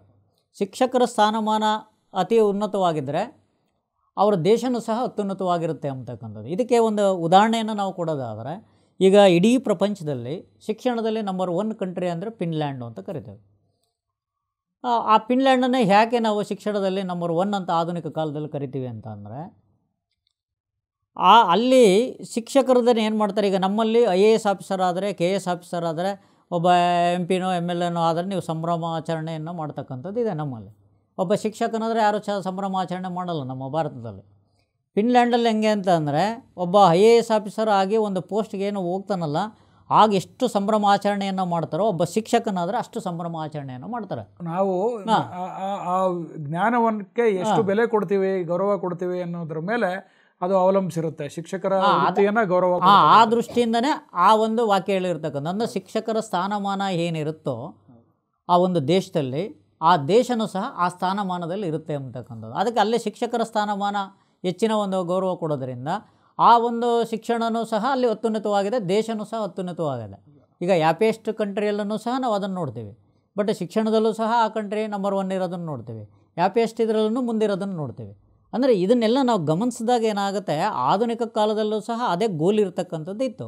ಬಟ್ ಆದರೆ ನಮ್ಮಲ್ಲಿ ಬರ್ತಾ ಏನಾಯಿತು, ಮಾನವ ಅಸಂಕುಚಿತ ಭಾವನೆಯನ್ನು ಜಾಸ್ತಿ ಬೆಳೆಸ್ಕೊಳ್ತಾ ಬರ್ತಾನೆ. ಶಿಕ್ಷಕ ಅಂತಂದರೆ ಆತ ಲೌಕಿಕ ಜ್ಞಾನವನ್ನು ತನಗೆ ಎಷ್ಟು ಅರಿವಿಗೆ ಬಂದಿರುತ್ತೋ ತನ್ನ ಪಾಂಡಿತ್ಯದ ಒಂದು ಮಿತಿಯಲ್ಲಿ ಅದನ್ನು ವಿದ್ಯಾರ್ಥಿಗಳಿಗೆ ವರ್ಗಾವಣೆ ಮಾಡಿಕೊಡ್ತಕ್ಕಂಥ ಜವಾಬ್ದಾರಿ ಶಿಕ್ಷಕನಿಗಿರುತ್ತೆ. ಶಿಕ್ಷಕ ತಾನದನ್ನು ಪರಿಪಾಲನೆ ಮಾಡಿ ತಾನೇ ಅನುಭವಿಸಿ ನಂತರ ಬೋಧಿಸಬೇಕು ಅಂತೇನಿಲ್ಲ ಇಲ್ಲಿ. ಆದರೆ ಗುರುವಾದವನೇನು ಮಾಡ್ತಾನೆ, ತಾನು ಅನುಭವಪೂರ್ವಕವಾಗಿ ಅನುಭಾವಿಯಾಗಿ ಗಳಿಸಿದಂಥ ಜ್ಞಾನವನ್ನು ಮಾತ್ರ ಇನ್ನೊಬ್ಬರಿಗೆ ಹೇಳ್ಕೊಡ್ತಾನೆ, ಆ ದಾರಿಯಲ್ಲಿ ಮುನ್ನಡೆಸ್ಕೊಂಡು ಕರ್ಕೊಂಡು ಹೋಗ್ತಾನೆ. ಆತನನ್ನು ನಾವು ಗುರು ಅಂತ ಕರಿತೀವಿ. ವೃತ್ತಿ ನಿಮಿತ್ತ ತನಗೆ ಗೊತ್ತಿರೋ ಪಾಂಡಿತ್ಯವನ್ನು ವಿದ್ಯಾರ್ಥಿಗಳಿಗೆ ಜ್ಞಾನವನ್ನು ವರ್ಗಾವಣೆ ಮಾಡಿಕೊಡ್ತಕ್ಕಂಥವ್ರಿಗೆ ಶಿಕ್ಷಕರು ಅಂತ ಕರಿತೀವಿ. ಒಂದು ರೀತಿಯಲ್ಲಿ ಶಿಕ್ಷಕರೂ ಕೂಡ ಗುರುವಿನ ಕೆಲಸವನ್ನೇ ಮಾಡ್ತಾ ಇರ್ತಾರೆ. ಆದರೆ ಇಲ್ಲಿ ಅವರು ಲೌಕಿಕ ಜ್ಞಾನವನ್ನು ಹೇಳಿ ಶಿಕ್ಷಕರು ಅಂತ ಅನ್ನಿಸ್ಕೊಳ್ತಾರೆ. ಆಧ್ಯಾತ್ಮಿಕ ಜ್ಞಾನವನ್ನು ಹೇಳ್ಕೊಡೋವಂಥದ್ದು ಶುರು ಮಾಡಿದಾಗ, ಆತ್ಮಜ್ಞಾನಕ್ಕೆ ಸಂಬಂಧಪಟ್ಟಂಥ ವಿಚಾರವನ್ನು ಹೇಳಿಕೊಟ್ಟಾಗ ಅಲ್ಲಿ ಕೂಡ ಆಧ್ಯಾತ್ಮಿಕ ಶಿಕ್ಷಕರೇ ಇರ್ತಾರೆ. ಆಧ್ಯಾತ್ಮಿಕ ಗುರುಗಳಾಗಬೇಕು ಅಂತಂದರೆ ಆತ ಮೊದಲು ಆಚಾರ್ಯನಾಗಬೇಕು. ಅಂದರೆ ತಾನೇನು ಹೇಳ್ತಾನೆ ಅದನ್ನು ಆಚರಣೆಯಲ್ಲಿ ತರಬೇಕು. ತದನಂತರ ಅನುಭವಿಸಿ ಅದನ್ನು ಇನ್ನೊಬ್ಬರಿಗೆ ತಯಾರು ಮಾಡ್ತಕ್ಕಂಥದ್ದು ಗುರುವಿನ ಕೆಲಸ. ಅದು ಜ್ಞಾನದಿಂದ ಪರಿಪೂರ್ಣವಾಗಿರ್ತಕ್ಕಂಥ ವ್ಯಕ್ತಿ, ಅಂದರೆ ಅನುಭವಕ್ಕೆ ಜ್ಞಾನ ಅಂತ ನಾವು ಅನುಭಾವಿಕ ಜ್ಞಾನ, ಅನುಭಾವಿಗಳು ಅಂತ ಕರಿತೀವಿ. ಅನುಭಾವಿಗಳೇ ಇವತ್ತು ಪರಿಪೂರ್ಣವಾದ ಗುರುಗಳು. ಹಾಗಾಗಿ ಒಂದು ಕಡೆಗೆ ನಿನಗೆ ನೀನೇ ಗುರುವಾಗು ಅಂತ ಯಾಕೆ ಹೇಳ್ತಾರೆ ಅಂತಂದರೆ, ನೀನೂ ಕೂಡ ಹಲವಾರು ವಿಚಾರಗಳಲ್ಲಿ ಪರಿಪೂರ್ಣನಾಗಿದ್ದೀಯಾ. ಅದಕ್ಕೆ ನಿನ್ನ ಒಳಗಡೆ ಇರತಕ್ಕಂಥ ಸ್ವಯಂ ಜ್ಞಾನವನ್ನು ನೀನು ಕೈಗೆ ತೆಗೆದುಕೊಂಡಾಗ ನಿನಗೆ ನೀನೇ ಗುರುವಾಗ್ತೀಯಾ ಅಂತನ್ನೋದು ಒಂದು ಪರಿಕಲ್ಪನೆ. ಇದು ಗುರು ಮತ್ತು ಶಿಕ್ಷಕರ ನಡುವೆ ಇರತಕ್ಕಂಥ ವ್ಯತ್ಯಾಸ ಅಂತ ನಾನಾದರೂ ಭಾವಿಸ್ತೇನೆ. ಕೆಲಸದ ಒಂದು ಆಧಾರದ ಮೇಲೆ ನಾವು ಹೇಳೋದು ಅಥವಾ ಅವರು ಕೊಡ್ತಕ್ಕಂಥ ಒಂದು ಜ್ಞಾನದ ನಿಮಿತ್ತದಲ್ಲಿ ಮತ್ತು ಅವರ ವರ್ತನೆಗಳ ಒಂದು ಇದರ ಮೇಲೆ ಮತ್ತು ಅವರ ಜ್ಞಾನದ ಹಂಚಿಕೆಯ ಒಂದು ಆಧಾರಗಳನ್ನು ಇಟ್ಕೊಂಡು ನಾವು ಹೇಳೋದು ಕರೆಕ್ಟ್ ಇದೆ. ಬಟ್ ಮೂಲತಃ ಗುರಿ ಇಬ್ಬರದು ಒಂದೇ. ಹೌದು. ಆ ಶಿಕ್ಷಕನಾದ್ರೂ ಅದೇ ಗುರಿಗೆ ತಲುಪಿಸ್ಬೇಕು, ಗುರು ಆಗಿರ್ತಕ್ಕಂಥವ್ರು ಅದನ್ನು ತಲುಪಿಸ್ಬೇಕು. ಬಟ್ ಇಲ್ಲಿ ಏನಾಗಿದೆ ಅಂದರೆ ಲೌಕಿಕ ಗೋಲು ಅಷ್ಟೇ ಅಲ್ಲ. ಉದಾಹರಣೆಗೆ ಈಗ ಬಸವಣ್ಣನನ್ನು ನಾವು ಪಾಠ ಮಾಡ್ತೀವಿ ಶಿಕ್ಷಕರಾದವರು. ಅದರ ಉದ್ದೇಶ ಏನಿದೆ ಅಂತಂದರೆ ಶಿಕ್ಷಣದ ನಿಜವಾದ ಗೋಲ್ ಏನಿದೆ ಅಂತಕ್ಕಂಥದ್ದು ನಾವು ಅರ್ಥ ಮಾಡ್ಕೊಳ್ಬೇಕು. ಶಿಕ್ಷಣದ ಗೋಲ್ ಏನಿದೆ ಅಂದರೆ ಈಗ ನಾವು ಬಸವಣ್ಣನ ನಾವು ಪಾಠ ಮಾಡಿದ್ರೆ ಒಬ್ಬ ಬಸವಣ್ಣ ಕ್ಲಾಸ್ ರೂಮಲ್ಲಿ ಹುಟ್ಟಬೇಕು ಅಂತ. ಆಗ ಒಬ್ಬ ಗುರು ಈ ಒಂದು ಏನೀಗ ಆಧ್ಯಾತ್ಮಿಕ ಗುರು ಅಂತ ಏನು ಹೇಳ್ತೀವಿ, ಆಧ್ಯಾತ್ಮಿಕ ಗುರು ಹುಟ್ಟೋದಕ್ಕೂ ಸಹ ಶಿಕ್ಷಕನೇ ಕಾರಣ ಆಗಿರ್ತಕ್ಕಂಥ ಒಂದು ಅಂಶನೂ ಸಹ ನಾವು ಹೇಳಬೇಕಾಗುತ್ತೆ. ಆ ದೃಷ್ಟಿಯಿಂದ ಬೇರೆ ಬೇರೆ ನಾವು ನೋಡೋದಕ್ಕೆ ಅವಕಾಶ ಇಲ್ಲ. ಆದರೆ ಇಬ್ಬರೂ ಸಹ ಒಂದೇ ಪಥ, ಬಟ್ ಪಥದಲ್ಲಿ ಹೋಗ್ತಕ್ಕಂಥ ಸಂದರ್ಭದಲ್ಲಿ ಅದು ವೇರಿಯೇಷನ್ ಇದೆ. ಬಟ್ ಕೊಡ್ತಕ್ಕಂಥ ನೀವು ಹೇಳ್ದಂಗೆ ಸೀಮಿತ ಆಗಿದ್ದಾರೆ. ಲೌಕಿಕ ಜ್ಞಾನಕ್ಕೆ ಅಷ್ಟಕ್ಕೆ ಆ ಲೌಕಿಕ ಜ್ಞಾನಕ್ಕೆ ಬರೋದೇನೆ, ಈಗ ಒಂದು ಅಲೌಕಿಕ ಜ್ಞಾನ ಎರಡನ್ನೂ ಕೊಡೋದೇನೆ ಒಂದು ಜ್ಞಾನಕ್ಕೆ ಸೀಮಿತ ಆಗಿರ್ತಕ್ಕಂಥ ಶಿಕ್ಷಕರು ಏನಿದ್ದಾರೆ, ಆಗ ಅದು ಸಂಕುಚಿತ ಭಾವನೆ, ನ್ಯಾರೋ ಮೀನಿಂಗಲ್ಲಿ, ನ್ಯಾರೋ ಅರ್ಥದಲ್ಲಿ ವೃತ್ತಿ ಮಾಡ್ತಾ ಇದ್ದಾರೆ ಅಂತ. ಹಿಂದೆ ನಾವು ಗುರುಗಳು ಅಂತ ಕರಿತಿದ್ವಿ. ಆಗ ಒಂದು ಆಶ್ರಮದಲ್ಲಿ ಅಲ್ಲೊಂದಷ್ಟು ಶಿಷ್ಯರನ್ನು ಕಟ್ಕೊಂಡು ಗುರುಕುಲ ಆಶ್ರಮ ಇವೆಲ್ಲ ಇರತಕ್ಕಂಥ ಸಂದರ್ಭದಲ್ಲಿ ಹಂಗೆ ಬೆಳೆದು ಬಂದಿತ್ತು. ಈಗ ನಾವು ಮಾಡರ್ನ್ ಎಜುಕೇಷನ್ ಇದರಲ್ಲಿ ಗುರುಗಳು ಅಂತ ಇರ್ತಕ್ಕಂಥ ಈಗಲೂ ಸಹ ಇರ್ತಕ್ಕಂಥ ಗುರು ಶಿಕ್ಷಣದ ಗೋಲು ಅದೇನೆ. ಹೆಂಗಂದರೆ ಅವನು ಒಳಗಡೆ ಇರ್ತಕ್ಕಂಥದ್ದು ಅಂತರ್ಮುಖವಾಗಿರ್ತಕ್ಕಂಥದ್ದನ್ನು ಹೊರಗಡೆ ತೆಗಿಬೇಕು ಅಂತಲೇ ಶಿಕ್ಷಣದ ಗೋಲು ಇರೋದು. ಆದರೆ ನಮ್ಮದು ಅಲ್ಲಿ ಹೋಗ್ತಿಲ್ಲ.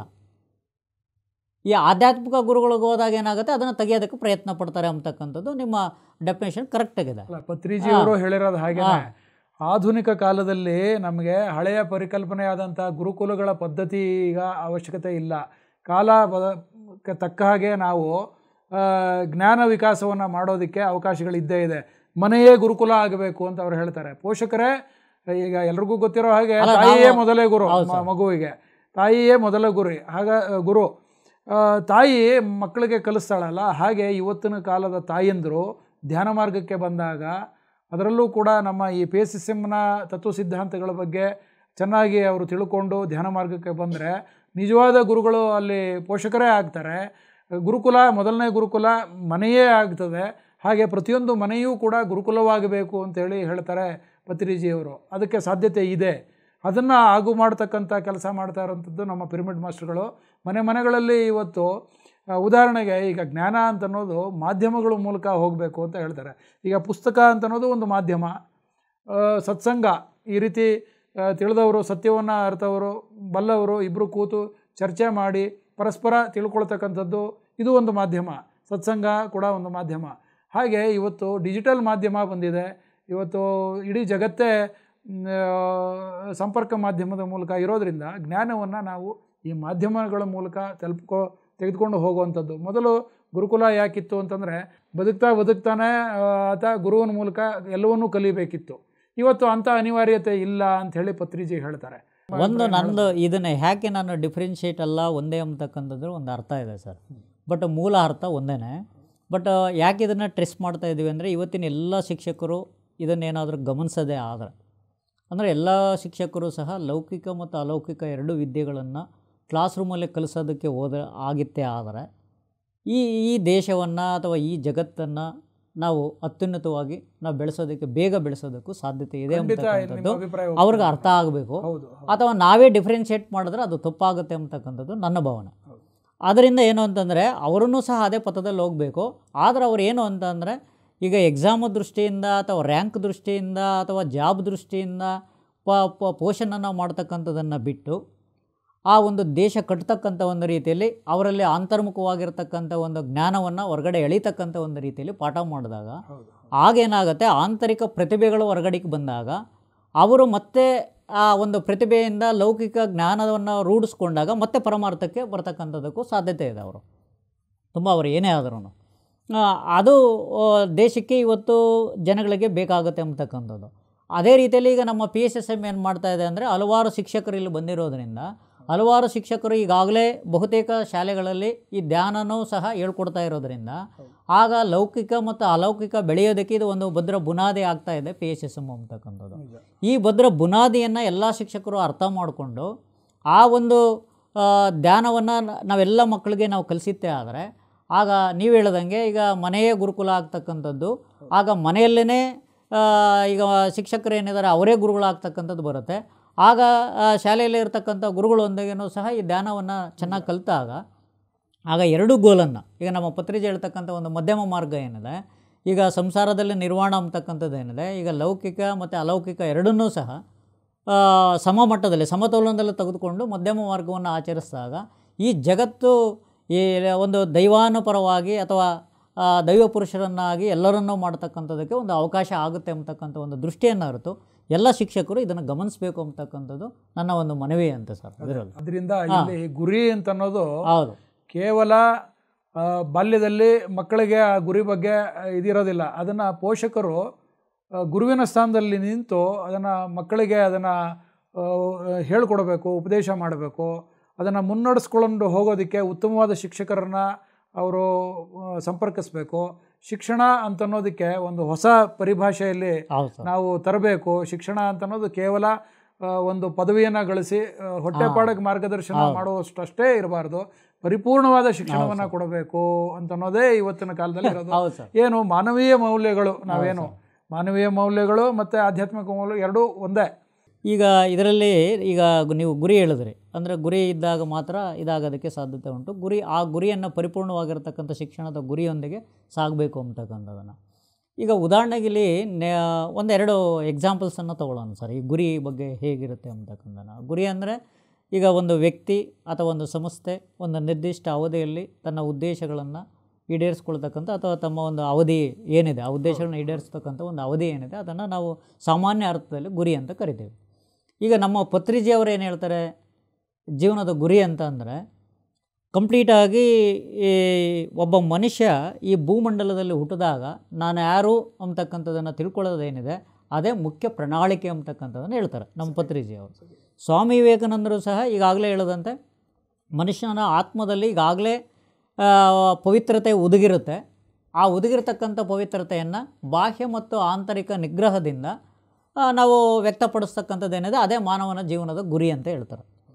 ಈ ಗುರಿಗಳನ್ನು ನಾವು ಇವತ್ತಿನ ಒಂದು ಶಿಕ್ಷಣದ ಪದ್ಧತಿಯಲ್ಲಾಗಲಿ ಅಥವಾ ಬೇರೆ ಕಡೆ ಈಗ ನಾವು ಬಹುತೇಕವಾಗಿ ನಾವು ಆಧ್ಯಾತ್ಮಿಕ ಒಂದು ಕ್ಷೇತ್ರದಲ್ಲಿರ್ತಕ್ಕಂಥ ಧಾರ್ಮಿಕ ಶಿಕ್ಷಣದಲ್ಲೂ ಸಹ ಇದು ಪರಿಪಕ್ವವಾಗಿ ಇವತ್ತು ಆಗ್ತಾಯಿಲ್ಲ.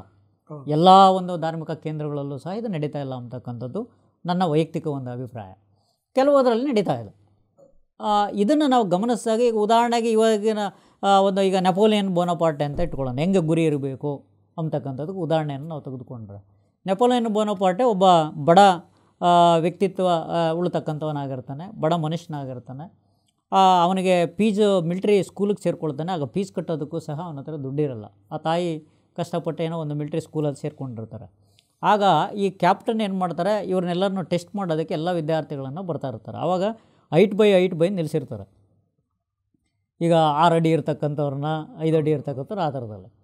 ಆಗೇನಾಗುತ್ತೆ, ಇವನು ನೆಪೋಲಿಯನ್ ಬೋನಪಾರ್ಟೆ 4.25 ಅಡಿ ಇರೋದು, ಇವನು ಲಾಸ್ಟಿಗೆ ನಿಲ್ಲಿಸಿರ್ತಾರೆ. ಆಗ ಆ ಕ್ಯಾಪ್ಟನ್ ಏನು ಮಾಡ್ತಾರೆ, ಎಲ್ಲರದು ನಿಮ್ಮ ಜೀವನದ ಗುರಿ ಏನು, what you become in life ಅಂತ ಹೇಳ್ಬಿಟ್ಟು ಕೇಳ್ತಾರೆ. ನಿಮ್ಮ ಗೋಲ್ ಏನಿದೆ, ಏನು ಗುರಿ ಇಟ್ಕೊಂಡು ನೀವು ಇದ್ದೀರಾ ಅಂತ. ಒಬ್ಬೊಬ್ಬರು ಒಂದೊಂದು ಗೋಲ್ ಹೇಳ್ತಾರೆ, ನಾನು ಕ್ಯಾಪ್ಟನ್ ಆಗಬೇಕು, ನಾನು ಕರ್ನೂಲ್ ಆಗಬೇಕು, ಈ ಥರದಲ್ಲಿ. ಬಟ್ ಈ ನೆಪೋಲಿಯನ್ ಬೋನಪಾರ್ಟೆ ಹತ್ರಕ್ಕೆ ಬಂದಾಗ ಕೇಳ್ತಾರೆ. ಆಗ ಅವನು ಏನು ಹೇಳ್ತಾನೆ ಅಂದರೆ, ನೆಪೋಲಿಯನ್ ಬೋನಪಾರ್ಟೆ ನನ್ನ ಗುರಿ ಅಂತ ಅಂದರೆ ಇಡೀ ಯುರೋಪಿಯನ್ ಕಂಟ್ರಿ ಏನಿದೆ, ಯುರೋಪಿಯನ್ ಖಂಡ ಏನಿದೆ ಆ ಖಂಡಕ್ಕೆ ನಾನು ಸಾಮ್ರಾಟನಾಗಬೇಕು ಅಂತಕ್ಕಂಥದ್ದನ್ನು ಹೇಳ್ತಾನೆ. ಅಂದರೆ ತನ್ನ ಒಂದು ಬಡತನದಲ್ಲಿದ್ದು ಆ ಬಂದಿರತಕ್ಕಂಥ ವ್ಯಕ್ತಿ ಆಗ ಇವನಿಗೆ ಶಾಕ್ ಆಗುತ್ತೆ. ಹೇಳಿರ್ತಕ್ಕಂಥ ಈ ಕ್ಯಾಪ್ಟನ್ ನೋಡಿರ್ತಕ್ಕಂಥವನು, ಅಲ್ಲ ನಮಗೆ ಆ ಗೋಲ್ ಇಲ್ಲ, ನಿನಗೇನು ಇಲ್ದಾನೆ ನಿನಗೆ ಹೆಂಗೆ ಅಂತ. ಅದಕ್ಕೆ ನೆಪೋಲಿಯನ್ ಬೋನಪಾರ್ಟೆ ಏನು ಹೇಳ್ತಾನೆ ಅಂದರೆ, ಅವರೆಲ್ಲ ಯಾರೂ ಹೇಳ್ತಾ ಇಲ್ಲ, ನಾನೇ ಹೇಳೋಕ್ಕಾಗ್ತಾಯಿಲ್ಲ, ನೀನು ಹೇಳ್ತಾ ಇದೆಯಾ ಆ ಥರ. ಅದು ನೀನು ಬರೀ ಫ್ರಾನ್ಸ್ಗಲ್ಲ, ಇಡೀ ಯುರೋಪ್ ಖಂಡಕ್ಕೇ ನೀನು ಸಾಮ್ರಾಟನಾಗಬೇಕು ಅಂತ ಹೇಳ್ತೀಯಾ ಅಂತ. ಆಗ ನೆಪೋಲಿಯನ್ ಬೋನಪಾರ್ಟೆ ಹೇಳ್ತಾನೆ, ಯಾರ್ಯಾರಿಗೆ ಏನೇನು ಸಾಮರ್ಥ್ಯ ಇರುತ್ತೋ ಹಂಗೆ ಹೇಳ್ತಾರೆ, ನನಗೆ ಆ ಸಾಮರ್ಥ್ಯ ಇದೆ, ಅದಕ್ಕೆ ನಾನು ಹೇಳ್ತಾ ಇದ್ದೀನಿ ಅಂತ ಹೇಳ್ತಾನೆ. ಅಂದರೆ ಅದೇ ಥರದ ಇರತಕ್ಕಂಥ ಹೇಳಿ ಅವನು ಸಾಮ್ರಾಟನ ಆಗ್ತಾನೆ. ಅಂದರೆ ನಾವು ಇದನ್ನು ಅರ್ಥೈಸ್ಕೊಂಡಾಗ ಏನಾಗುತ್ತೆ, ಇಲ್ಲ ಗುರಿ ಅಂತಕ್ಕಂಥದ್ದು ಎಷ್ಟು ಬಹಳ ಪವಿತ್ರವಾಗಿ ಗುರಿಯನ್ನು ನಾವು ಇಟ್ಕೊಳ್ಬೇಕು ಅಂತಕ್ಕಂಥ ಜೀವನದಲ್ಲಿ ಅಂತಕ್ಕಂಥದ್ದು ಗೊತ್ತಾಗುತ್ತೆ. ಈ ಗುರಿಯನ್ನು ಸಾಧಿಸಬೇಕಾದ್ರೆ ಇಲ್ಲಿ ಈ ಥರ ಆ ಗೋಲನ್ನು ಇಟ್ಕೊಂಡಿರ್ತಾನಲ್ಲ, ಆ ಶಿಷ್ಯಂದ್ರನ್ನು ಇವತ್ತಿನ ಒಂದು ಗುರುಗಳು ಆ ನಿಟ್ಟಿನಲ್ಲಿ ಕರ್ಕೊಂಡು ಹೋಗ್ತಕ್ಕಂಥ ಒಂದು ಎಕೋಸಿಸ್ಟಮನ್ನು ಕ್ರಿಯೇಟ್ ಮಾಡಬೇಕು. ಅದು ಮಾಡ್ತಾಯಿಲ್ಲ. ಖಂಡಿತ. ಈಗ ಅಲ್ಲಿನೂ ಶಾಲೆಗಳಲ್ಲೂ ಮಾಡ್ತಾಯಿಲ್ಲ. ಅದೇ ರೀತಿಯಲ್ಲಿ ನಮ್ಮಲ್ಲಿ ಈ ಧಾರ್ಮಿಕ ಕೇಂದ್ರಗಳಲ್ಲೂ ಸಹ ಅಷ್ಟೊಂದು ಪರಿಪೂರ್ಣವಾಗಿ ಎಲ್ಲ ಧಾರ್ಮಿಕ ಕೇಂದ್ರಗಳಲ್ಲೂ ನಡೀತಾ ಇಲ್ಲ. ಇಂಥ ಸಂದರ್ಭವನ್ನು ಅರ್ಥ ಮಾಡಿಕೊಂಡೆ ನಮ್ಮ ಪತ್ರಿಜಿಯವರು ಒಂದು ಸ್ಪೆಷಲ್ ಆಗಿರ್ತಕ್ಕಂಥ ಈ ಒಂದು ಪಿರಮಿಡ್ ಸ್ಪಿರಿಚುವಲ್ ಸಾಮಾಜಿಕ ಮತ್ತು ಆಧ್ಯಾತ್ಮಿಕ ಆಂದೋಲನವನ್ನು ಹುಟ್ಟಾಕಿರ್ತಕ್ಕಂಥದ್ದು. ಇದನ್ನು ನಾವೆಲ್ಲ ಪರಿಗಣಿಸ್ತಾ ಬಂದರೆ ಗೊತ್ತಾಗುತ್ತೆ ಇದರ ಫಿಲಾಸಫಿ ಏನಿದೆ ಅಂತಕ್ಕಂಥದ್ದನ್ನು, ಹೇಗೆ ಇದನ್ನು ಹುಟ್ಟಾಕಿದ್ರು ಅಂತಕ್ಕಂಥ ಜೀವನದ ಮಧ್ಯಮ ಮಾರ್ಗ ಅಂತ ಹೇಳಿ ಮಧ್ಯಮ ಮಾರ್ಗ ಹುಟ್ಟಾಕಿದ್ದಾರೆ. ಇದು ಎಲ್ಲಿನೂ ನೀವು ನೋಡೋದಕ್ಕಾಗಲ್ಲ. ಯಾಕೆಂದರೆ ಇಲ್ಲ ಕೆಲವರು ಏನು ಹೇಳ್ತಾರೆ, ಬರೀ ಸನ್ಯಾಸಿ ಆಗಬೇಕು ಅಂತ ಹೇಳ್ತಾರೆ, ಇಲ್ಲ ನೀನು ಬರೀ ಸಂಸಾರದಲ್ಲಿ ಇರೋದು ಒಳ್ಳೆಯದು ಅಂತ ಹೇಳ್ತಾರೆ. ಬಟ್ ಈ ಥರದಲ್ಲಿ ಫಿಲಾಸಫಿಗಳು ಬಂದಿರತಕ್ಕಂಥದ್ದು ನಾವು ಕಾಣಿಸ್ತೀವಿ. ಆಮೇಲೆ ಇನ್ನು ಹುಟ್ಟಿರ್ತಕ್ಕಂಥ ಬಹುತೇಕ ಜನರು ಸಹ ಈ ಮಾನವನ ಬದುಕೇನಿದೆ, ಈ ಬದುಕನ್ನು ನಾವು ಕಟ್ಕೊಳ್ತಕ್ಕಂಥದ್ದೇನಿದೆ, ಈ ಬದುಕನ್ನು ಪರಿಪೂರ್ಣಗೊಳಿಸ್ತಕ್ಕಂಥದ್ದೇನಿದೆ ಅಥವಾ ಶ್ರೇಷ್ಠತೆಯ ಮಟ್ಟಕ್ಕೆ ಕೊಂಡೊಯ್ಯತಕ್ಕಂಥದ್ದೇನಿದೆ ಅಥವಾ ಪರಿಪೂರ್ಣವಾಗಿ ನಾವು ಭವ್ಯತೆ ಅಥವಾ ದಿವ್ಯತೆಯನ್ನು ಕಂಡುಕೊಳ್ಳೋದು ಹೇಗೆ ಅಂತಕ್ಕಂಥದ್ದನ್ನು ಸಹ ಬಹುತೇಕ ಬಹಳ ಹಿಂದಿನಿಂದನೂ ಸಹ ಇದನ್ನು ಚಿಂತನೆಯನ್ನು ಮಾಡ್ತಾ ಬಂದಿದ್ದಾರೆ. ಈ ಚಿಂತನೆಯನ್ನು ಮಾಡ್ತಾ ನಾವು ಬಂದಾಗ ಈಗ ಈ ಗುರಿಗೂ ಮತ್ತು ಇಟ್ಕೊಳ್ತಕ್ಕಂಥದ್ದಕ್ಕೆ ಏನು ಅಂದರೆ, ಈಗ ನಾವು ಉದಾಹರಣೆಗೆ ಎಲ್ಲರನ್ನೂ ಗಮನಿಸ್ತಾ ಬಂದರೆ, ಈಗ ಸ್ವಾಮಿ ವಿವೇಕಾನಂದರು ಇರ್ಬೋದು ಅಥವಾ ಸದಾನಂದ ಗುರುಗಳಿರ್ಬೋದು ಅಥವಾ ನಮ್ಮ ಪತ್ರಿಜನ್ ಇರ್ಬೋದು ಅಥವಾ ಬೇರೆ ಇನ್ನೂ ಬುದ್ಧ ಇರ್ಬೋದು ಅಥವಾ ಯಾವುದೇ ಎಮರ್ಸನ್ ಇರ್ಬೋದು ಅಥವಾ ನೆಪೋಲಿಯನ್ ಅರಿಸ್ಟಾಟಲ್ ಇರ್ಬೋದು, ಸಾಕ್ರೆಟಿಸ್ ಇರ್ಬೋದು, ಇವ್ರನ್ನೆಲ್ಲರೂ ನಾವು ನೋಡ್ತಾ ಬಂದಾಗ ಯಾವುದೇ ಒಂದು ವ್ಯಕ್ತಿ ತನ್ನ ತಾಯಿ ಗರ್ಭದಿಂದ ಬರ್ತಕ್ಕಂಥ ಸಂದರ್ಭದಲ್ಲಿ ಯಾವ ಒಂದು ಹಣೆ ಬರೋನು ನಾನು ಹಿಂಗೆ ಆಗ್ತೀನಿ ಅಂತ ಯಾರೂ ಬರ್ಕೊಂಡು ಬಂದಿರೋಲ್ಲ. ನಾನು ದೊಡ್ಡ ವ್ಯಕ್ತಿನೇ ಆಗ್ತೀನಿ, ನಾನು ದೊಡ್ಡನೇ ಆಗ್ತೀನಿ ಅಂತಕ್ಕಂಥ ಆ ಕಲ್ಪನೆಯೂ ಇರೋಲ್ಲ ಅವ್ರಿಗೆ. ಅಂದರೆ ಈ ತಾಯಿ ಗರ್ಭದಿಂದ ಭೂಮಿಗೆ ಬಂದಿತ್ತ ಆದಮೇಲೆ ಆ ಮಗು ಬೆಳೀತಾ ತನ್ನಷ್ಟಕ್ಕೆ ತಾನೇ ಈ ನಿಸರ್ಗ ಕಲ್ಪಿಸುತ್ತೆ, ಎಲ್ಲರಿಗೂ ಅವಕಾಶಗಳನ್ನು ಕಲ್ಪಿಸಿದೆ. ಯಾರು ಏನು ಬೇಕಾದರೂ ಆಗೋದಕ್ಕೆ ಸಾಧ್ಯತೆ ಇದೆ ಅಂತಕ್ಕಂಥದ್ದನ್ನು ನಿಸರ್ಗ ಕೊಟ್ಟಿದೆ. ಆದರೆ ನಾವು ಆ ಗರ್ಭದಿಂದ ಬಂದಿತ್ತಾದಮೇಲೆ ಆಮೇಲೆ ಹೆಸರನ್ನು ಇಡ್ತೀವಿ. ಹೆಸರನ್ನು ಇಟ್ಬಿಟ್ಟು ಆ ಹೆಸರನ್ನು ನಾವು ಪ್ರಾಕ್ಟೀಸ್ ಮಾಡಿ ಹೆಸರನ್ನು ಕರಿತಾ ಆಮೇಲೆ ಅವನನ್ನು ಆ ಒಂದು ಜಾತಿಗೆ, ಆ ಕುಲಕ್ಕೆ, ಧರ್ಮಕ್ಕೆ ಹಾಗೆ ನಾವು ಅವನ ಕಟ್ಟಳೆಯಲ್ಲಿ ನಾವು ಬೆಳೆಸ್ತಕ್ಕಂಥದ್ದು ಹೋಗ್ತಾ ಇದೆ. ಬಟ್ ಆದರೆ ನಿಜವಾಗಿ ಅವನು ಹುಟ್ಟಿರ್ತಕ್ಕಂಥ ಒಂದು ಎಂಟಿ ಅಂತ, ಅವನು ಯಾವ ಜಾತಿನೂ ಇಲ್ಲ, ಯಾವ ಧರ್ಮನೂ ಇಲ್ಲ, ಯಾವ ಕುಲನೂ ಇಲ್ಲ, ಅಥವಾ ನಾನು ಹಿಂಗೆ ಆಗಬೇಕು ಅಂತಕ್ಕಂಥದ್ದು ಏನಿಲ್ಲ. ಕುವೆಂಪು ಅವರು ಒಂದು ಕಡೆ ಹೇಳ್ತಾರೆ, ವಿಶ್ವಮಾನವನಾಗಿ ಹುಟ್ಟಿದಂಥ ಮಗುವನ್ನ ನಾವು ಅಲ್ಪಮಾನವನ್ನಾಗಿ ಮಾಡ್ತಾ ಇದ್ದೇವೆ ಅಂತ. ಆದರೆ ವಿಶ್ವಮಾನವನಾಗಿ ಹುಟ್ಟಿದಂಥ ಮಗುವನ್ನ ಅಲ್ಪಮಾನವ ಆಗೋಗ್ಬಿಟ್ಟಿದ್ದಾನೆ ಈಗ ಶಿಕ್ಷಣದ ಕಾರಣದಿಂದ, ಆತನನ್ನ ಮತ್ತೆ ವಿಶ್ವಮಾನವನನ್ನಾಗಿ ಮಾಡೋದೇ ಶಿಕ್ಷಣದ ಉದ್ದೇಶ ಆಗಬೇಕು ಅಂತೇಳಿ ಒಂದ್ ಕಡೆ ಹೇಳ್ತಾರೆ. ಹಾಗಾಗಿ ಅವರು ಪಂಚಸೂತ್ರಗಳು, ಸಪ್ತಸೂತ್ರಗಳು, ಪಂಚಮಂತ್ರಗಳನ್ನ ಕೊಟ್ಟಿರುವಂಥದ್ದು. ಈ ಸೂತ್ರಗಳು ಮತ್ತೆ ಮಂತ್ರಗಳಿಗೆ ಪ್ರೇರಣೆ ಕುವೆಂಪು ಅವರು ತಗೊಂಡಿರೋದು ವಿವೇಕಾನಂದರು ಮತ್ತೆ ಅವರ ಗುರುಗಳಾದಂಥ ರಾಮಕೃಷ್ಣ ಪರಮಹಂಸರಿಂದ ತಗೊಂಡಿದ್ದಾರೆ. ಅವರು ಬಹಳ ಉತ್ತಮವಾಗಿ ಶಿಕ್ಷಣಕ್ಕೆ ಸಂಬಂಧಪಟ್ಟಾಗೆ ಅವರು ಅಲ್ಲಿ ಅಷ್ಟೇ ಹೇಳಿದ್ರು ಕೂಡ ನಾವು ಆಧ್ಯಾತ್ಮಿಕ ವಿಚಾರಕ್ಕೆ ಬಂದಾಗ ಮತ್ತೆ ರಾಮಕೃಷ್ಣ ಪರಮಹಂಸರು ಮತ್ತು ವಿವೇಕಾನಂದರ ಗುರು ಶಿಷ್ಯರ ಸಂಬಂಧ ಅಲ್ಲಿ ಆರಂಭ ಆಗುತ್ತೆ. ಅದರ ಬಗ್ಗೆ ನಾವು ಹೇಳೋದಾದರೆ ಈ ಪರಂಪರೆ ಹೇಗೆ ಗುರು ಪರಂಪರೆ ಬಂದಿದೆ ಅಂತ ಅನ್ನೋದು ಬಹಳ ಬಹಳ ಮುಖ್ಯ ಆಗುತ್ತೆ. ಅವತಾರ ಪುರುಷರು ರಾಮಕೃಷ್ಣ ಪರಮಹಂಸರು ಅವರ ಒಂದು ಉತ್ತರಾಧಿಕಾರಿಯನ್ನು ಹೇಗಿರಬೇಕು ಅಂತ ಹೇಳಿ ಅವರು ಹೇಗೆ ಆಯ್ಕೆ ಮಾಡ್ತಾರೆ, ಹೇಗೆ ಅವರು ತಮ್ಮ ವಿಚಾರಧಾರೆಯನ್ನು ವರ್ಗಾವಣೆ ಮಾಡ್ತಾರೆ, ಪರಂಪರೆಯಿಂದ ಗುರುಗಳು ಇಂಥ ಕೆಲಸಗಳನ್ನು ಮಾಡಿಕೊಂಡು ಬಂದಿದ್ದಾರೆ. ಅಂದರೆ ಈ ದೈವತ್ವದ ಕುರಿತು ಹೇಳೋದಾದರೆ ಅದು ಶಕ್ತಿ ಚೈತನ್ಯವನ್ನು ವರ್ಗಾವಣೆ ಮಾಡೋದು, ಜ್ಞಾನವನ್ನು ವರ್ಗಾವಣೆ ಮಾಡೋದು ಹೇಗೆ ಮಾಡ್ತಾರೆ ಅಂತ ಅನ್ನೋದಕ್ಕೆ ಹಲವಾರು ಉದಾಹರಣೆಗಳನ್ನು ನಾವು ನೋಡಬಹುದು. ಒಂದು ಉದಾಹರಣೆ ನಾನು ಹೇಳಬೇಕು ಈಗ ಅಂತಂತಂದರೆ, ನಮ್ಮ ಕರ್ನಾಟಕದಲ್ಲಿ ಆಗಿ ಹೋದಂತಹ ಗುರು ಗೋವಿಂದ ಭಟ್ರು ಮತ್ತು ನಮ್ಮ ಶಿಶುನಾಳ ಶರೀಫ್ ಸಾಹೇಬ್ರ ಒಂದು ಗುರು ಶಿಷ್ಯರ ಜೋಡಿ ಏನಿದೆ, ಆ ಜೋಡಿ ಎಷ್ಟು ಚೆನ್ನಾಗಿ ಅದು ನಾವು ನೋಡ್ತಾ ಬಂದ್ರೆ ಧರ್ಮಗಳು ಬೇರೆ ಆದರೂ ಕೂಡ ಆದರೆ ಪಾರಮಾರ್ಥಿಕ ಒಂದು ಸಂಬಂಧಗಳು, ಗುರು ಶಿಷ್ಯರ ಸಂಬಂಧ ಅದು ಯಾವ ಮಿತಿನೂ ಇಲ್ಲ. ಸಂಸ್ಕಾರ ಮಾಡೋದಕ್ಕೆ ಹೇಗೆ ನಮ್ಮ ಕಬೀರ್ರದು ಅದೇ ರೀತಿ. ಅಂದರೆ ಜನಸಾಮಾನ್ಯರು ಕೇವಲ ಧಾರ್ಮಿಕವಾಗಿ ಆಲೋಚನೆ ಮಾಡ್ತಾರೆ, ಉನ್ನತವಾದ ವ್ಯಕ್ತಿಗಳು, ಗುರುಗಳು, ಶಿಷ್ಯರ ಪರಂಪರೆಯಲ್ಲಿ ಬಂದಂತಹ ಉನ್ನತ ಆತ್ಮಗಳು ಮಾನವೀಯ ಸಂಬಂಧಗಳ ಬಗ್ಗೆ ಹೆಚ್ಚು ಒಲವು ಹೊಂದಿರ್ತಾರೆ. ಅದಕ್ಕೆ ಕಬೀರ್ ಹೇಳ್ತಾರೆ, ಕಬೀರ್ರ ವಿಚಾರದಲ್ಲಿ ಹೇಳ್ಬೇಕಾದ್ರೆ ಬೇಕಾದಷ್ಟು, ಗುರು ಶಿಷ್ಯರ ವಿಚಾರದಲ್ಲಿ ಬರೋದಾದರೆ ಕಬೀರ್ ಒಂದು ಕಡೆಗೆ ಎಷ್ಟು ಚೆನ್ನಾಗಿ ಹೇಳ್ತಾರೆ ಅಂತಂದರೆ, ದೇವರು ಮತ್ತು ಗುರುಗಳು ಇಬ್ಬರು ಒಟ್ಟಿಗೆ ನನ್ನ ಎದುರುಗಡೆ ಬಂದು ನಿಂತಾಗ ನಾನು ಮೊದಲನೇ ನಮಸ್ಕಾರ ನನ್ನ ಗುರುಗಳಿಗೆ ಮಾಡ್ತೇನೆ, ತದನಂತರದ ನಮಸ್ಕಾರ ನಾನು ದೇವ್ರಿಗೆ ಮಾಡ್ತೇನೆ ಅಂತಾರೆ. ಅಂದರೆ ದೇವ್ರಿಗಿಂತ ಹೆಚ್ಚು ಗುರುವಾದವನು ಅಂತ. ಯಾಕೆಂತಂದ್ರೆ ನನಗೆ ಗೊತ್ತಿಲ್ಲದೆ ಇರತಕ್ಕಂಥ ದೇವರ ಸಾಕ್ಷಾತ್ಕಾರವನ್ನು ಮಾಡಿಸ್ತಕ್ಕಂಥವನು ಯಾರು? ಗುರು. ಹಾಗಾಗಿ ಗುರುವೇ ಮೊದಲನೇ ಸ್ಥಾನ, ಗುರುವಿಗೆ ಮೊದಲನೇ ಸ್ಥಾನ ಅಂತ ಹೇಳ್ತಾರೆ. ಹಾಗಾಗಿ ಗುರು ಶಿಷ್ಯರ ಸಂಬಂಧ ಇದೆಯಲ್ಲ, ಬಹಳ ದೊಡ್ಡ ಅನನ್ಯವಾದ ಸಂಬಂಧ ನಮ್ಮ ಪರಂಪರೆಯಲ್ಲಿ ಬಂದಿರತಕ್ಕಂಥದ್ದು. ಅದೇ ರೀತಿ ನಮ್ಮ ಶಿಶುನಾಳ ಶರೀಫ್ರಿಗೆ ಹೇಗೆ ಗುರು ಗೋವಿಂದ ಭಟ್ರು ತಮ್ಮ ಇಡೀ ಜ್ಞಾನವನ್ನು ವರ್ಗಾವಣೆ ಮಾಡಿದರು ಅಂತ ಅನ್ನೋದಕ್ಕೆ ಒಂದು ನಿರೂಪಣೆ ಇದೆ. ಅದು ನಿರೂಪಣೆ ಎಷ್ಟರ ಮಟ್ಟಿಗೆ ಸತ್ಯ ಸುಳ್ಳು ಅಂತ ಅನ್ನೋದು ಬೇರೆ ವಿಚಾರ. ಆದರೆ ಹೇಗೆ ಶಕ್ತಿಪಾತ ಅಂತ ಅನ್ನೋದು ಒಂದು ಕಾನ್ಸೆಪ್ಟ್ ಇದೆ. ಶಕ್ತಿಯನ್ನು ನಾವು ಶಕ್ತಿಪಾತದ ಮೂಲಕ ವರ್ಗಾವಣೆ ಮಾಡ್ತಕ್ಕಂಥದ್ದು ಮಾಡ್ತಾ ಇದ್ದರು ಈ ಹಿಂದೆ ಗುರುಗಳು ಶಿಷ್ಯರಿಗೆ ಅಂತ. ಶಿಷ್ಯನಲ್ಲಿ ಏನಾದರೂ ಸಣ್ಣ ಪುಟ್ಟ ಕೊರತೆಗಳಿದ್ದರೆ ಅದೆಲ್ಲವೂ ಕೂಡ ನಿವಾರಣೆಯಾಗಿ ಗುರುವಿನ ಎಲ್ಲ ಶಕ್ತಿ ಚೈತನ್ಯವನ್ನು ಅವರ ಅನುಭವವನ್ನು ಇವರು ಗಳಿಸ್ತಾ ಇದ್ದರು. ಅದನ್ನು ಬಳಸಿ ಈ ಪ್ರಪಂಚದಲ್ಲಿ ಅವರು ಲೋಕ ಕಲ್ಯಾಣದ ಕೆಲಸಗಳನ್ನು ಮಾಡ್ತಾಯಿದ್ರು ಅಂತ ಅನ್ನೋದಕ್ಕೆ ಒಂದು ಉದಾಹರಣೆ ನಾನು ಹೇಳ್ತೇನೆ. ಗುರು ಗೋವಿಂದ ಭಟ್ರು ತಮ್ಮ ದೇಹತ್ಯಾಗದ ಒಂದು ದಿನ ಹತ್ತಿರ ಬರ್ತಾ ಇದೆ ಅಂತಂದಾಗ ಶಿಷ್ಯರನ್ನೆಲ್ಲ ಕರೆದು, ನನಗೆ ವಾಂತಿ ಬರೋ ಹಾಗೆ ಆಗ್ತಾಯಿದೆ, ನನ್ನ ವಾಂತಿ ನೆಲದ ಮೇಲೆ ಬೀಳಬಾರ್ದು, ನೆಲದ ಮೇಲೆ ಬೀಳದೇ ಇರೋ ಥರ ವ್ಯವಸ್ಥೆ ಮಾಡಿ ಅಂತ. ಹೇಗೆ ಸಾಧ್ಯ ಆಗುತ್ತೆ? ಆಗ ಶರೀಫರು ಬಂದು ಅವ್ರಿಗೆ ಅರ್ಥ ಆಗುತ್ತೆ ಏನು ಅಂತ. ಗುರುಗಳೇ, ನನ್ನ ದೇಹನೇ ನಿಮ್ಮ ವಾಂತಿಗೆ ಉತ್ತಮವಾದ ಇದು ನೀವು ನನ್ನ ದೇಹವನ್ನು ಯಾರೂ ತುಳಿಲಕ್ಕೆ ಸಾಧ್ಯ ಇಲ್ಲ. ಆದರೆ ಅವ್ರಿಗೆ ಒಂದು ಕಂಡೀಷನ್ ಇರುತ್ತೆ, ಭೂಮಿ ಮೇಲೆ ವಾಂತಿ ಆದರೆ ಅದು ತುಳಿದು ಇದಾಗತ್ತೆ ಅಂತ. ಇದು ಎಲ್ಲ ಒಂದು ಸಾಂಕೇತಿಕವಾಗಿ ಅವರು ಹೇಳಿರೋಂಥದ್ದು ಏನು ಅಂತಂದರೆ, ನಾನು ಜ್ಞಾನವನ್ನು ವರ್ಗಾವಣೆ ಮಾಡಿಕೊಡ್ಲಿಕ್ಕೆ ತಯಾರಿದ್ದೇನೆ, ಅದನ್ನು ತೆಗೆದುಕೊಳ್ತಕ್ಕಂಥ ಶಿಷ್ಯರು ಯಾರಿದ್ದಾರೆ ಅಂತ ಪರೀಕ್ಷೆ ಮಾಡ್ತಾರೆ ಅವರು. ಕೊನೆಗೆ ಅವರು ಲಿಟ್ರಲಿ ಅಕ್ಷರಶಃ ವಾಂತಿಯನ್ನು ಮಾಡ್ತಾರೆ. ಬೊಗಸೆನಲ್ಲಿ ಇವರು ಶರೀಫರು ಆ ವಾಂತಿಯನ್ನು ಹಿಡಿದು ಕುಡಿದು ಬಿಡ್ತಾರೆ ಅಂತ ಅನ್ನೋದು ಉಲ್ಲೇಖಗಳಿದೆ. ಕುಡಿದ ತಕ್ಷಣ ಆ ಶಕ್ತಿ ಧಾರೆ, ಅನುಭವಗಳ ಮತ್ತು ಜ್ಞಾನ ಅದರ ಮೂಲಕ ಇವರ ದೇಹಕ್ಕೆ ವರ್ಗಾವಣೆ ಆಯಿತು ಅಂತ ಅನ್ನೋದು ನಿರೂಪಣೆ ಇದೆ. ಅಂದರೆ ಗುರು ಶಿಷ್ಯರ ಸಂಬಂಧ ಹೇಗಿರುತ್ತೆ ಅಂತ ಅನ್ನೋದು. ಅಂದರೆ ಲೌಕಿಕವಾಗಿ ಕೇವಲ ಆಲೋಚನೆ ಮಾಡದೆ ಅವರು ತಮ್ಮ ದೇಹದ ಒಳಗಡೆಗೆ ಅದನ್ನು ಸ್ವೀಕಾರ ಮಾಡಿದರು. ತದನಂತರ ಅವರ ದೇಹತ್ಯಾಗ ಆಯಿತು.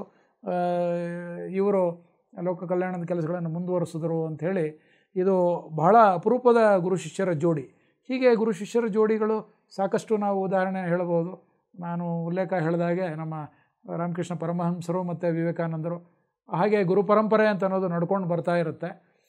PSSMನ ವಿಶೇಷತೆ ಏನು ಅಂತಂತಂದರೆ, ವೈಯಕ್ತಿಕವಾಗಿ ವ್ಯಕ್ತಿಯನ್ನು ನಾವು ಗುರುವನ್ನಾಗಿ ಗುರುತಿಸೋ ಬದಲು ನಮಗೆ ನಾವೇ ಗುರು ಆಗೋಣ. ನಮ್ಮ ಆಂತರ್ಯದಲ್ಲಿ ಇರತಕ್ಕಂಥ ಸ್ವಯಂ ಜ್ಞಾನವನ್ನು ಗಳಿಸೋದಕ್ಕೆ ಧ್ಯಾನ ಮಾರ್ಗದ ಮೂಲಕ ನಾವು ನಮ್ಮ ಸ್ವಯಂ ಜ್ಞಾನವನ್ನು, ಅಂದರೆ ನಮ್ಮ ಜನ್ಮಾಂತರಗಳಿಂದ ನಾವು ಯೋಗ ಪರಂಪರೆಯಲ್ಲಿ ನಾವು ತಂದಿರತಕ್ಕಂಥ ಜ್ಞಾನವನ್ನು ಕೈಗೆ ತೆಗೆದುಕೊಂಡು ನಾವು ನಮ್ಮ ಆಧ್ಯಾತ್ಮಿಕ ಪ್ರಯಾಣವನ್ನು ಮುಂದುವರಿಸೋಣ ಅಂತ ಹೇಳ್ತಾರೆ. ಹಾಗಾಗಿ ಗುರುಪೂರ್ಣಿಮೆಯ ಈ ಸಂದರ್ಭದಲ್ಲಿ, ವಿಶೇಷ ಸಂದರ್ಭದಲ್ಲಿ, ಗುರು ಮತ್ತು ಶಿಷ್ಯನ ನಡುವೆ ಇರತಕ್ಕಂಥ ಪಾರಂಪರಿಕ ಸಂಬಂಧ ಮತ್ತು ಈ ಆಧುನಿಕ ಯುಗದಲ್ಲಿ ಗುರು ಮತ್ತು ಶಿಷ್ಯರ ನಡುವೆ ಇರತಕ್ಕಂಥ ಪರಸ್ಪರ ಸಂಬಂಧ ಮತ್ತು ಅದರ ಅರ್ಥಪೂರ್ಣವಾದ ಒಂದು ವಿವರಣೆಗಳು, ವ್ಯಾಖ್ಯಾನಗಳು, ಅದರ ಹಿನ್ನೆಲೆಯಲ್ಲಿ ನಮ್ಮ ಪಿರಮಿಡ್ ಸ್ಪಿರಿಚುವಲ್ ಸೊಸೈಟೀಸ್ ಮೂಮೆಂಟ್ನಲ್ಲಿ ನಮ್ಮ ಗುರುಗಳಾದಂತಹ ಬ್ರಹ್ಮರ್ಷಿ ಪಿತಾಮಹ ಪತ್ರಿಜಿಯವರು ಅವ್ರು ಹೇಳ್ತಾರೆ, ನನ್ನನ್ನು ನೀವು ಗುರು ಅಂತ ಕರೀಲೇಬೇಡಿ, ನಿಮ್ಮ ಉಸಿರೇ ನಿಮ್ಮ ಗುರು ಅಂತ ಹೇಳ್ತಾರೆ.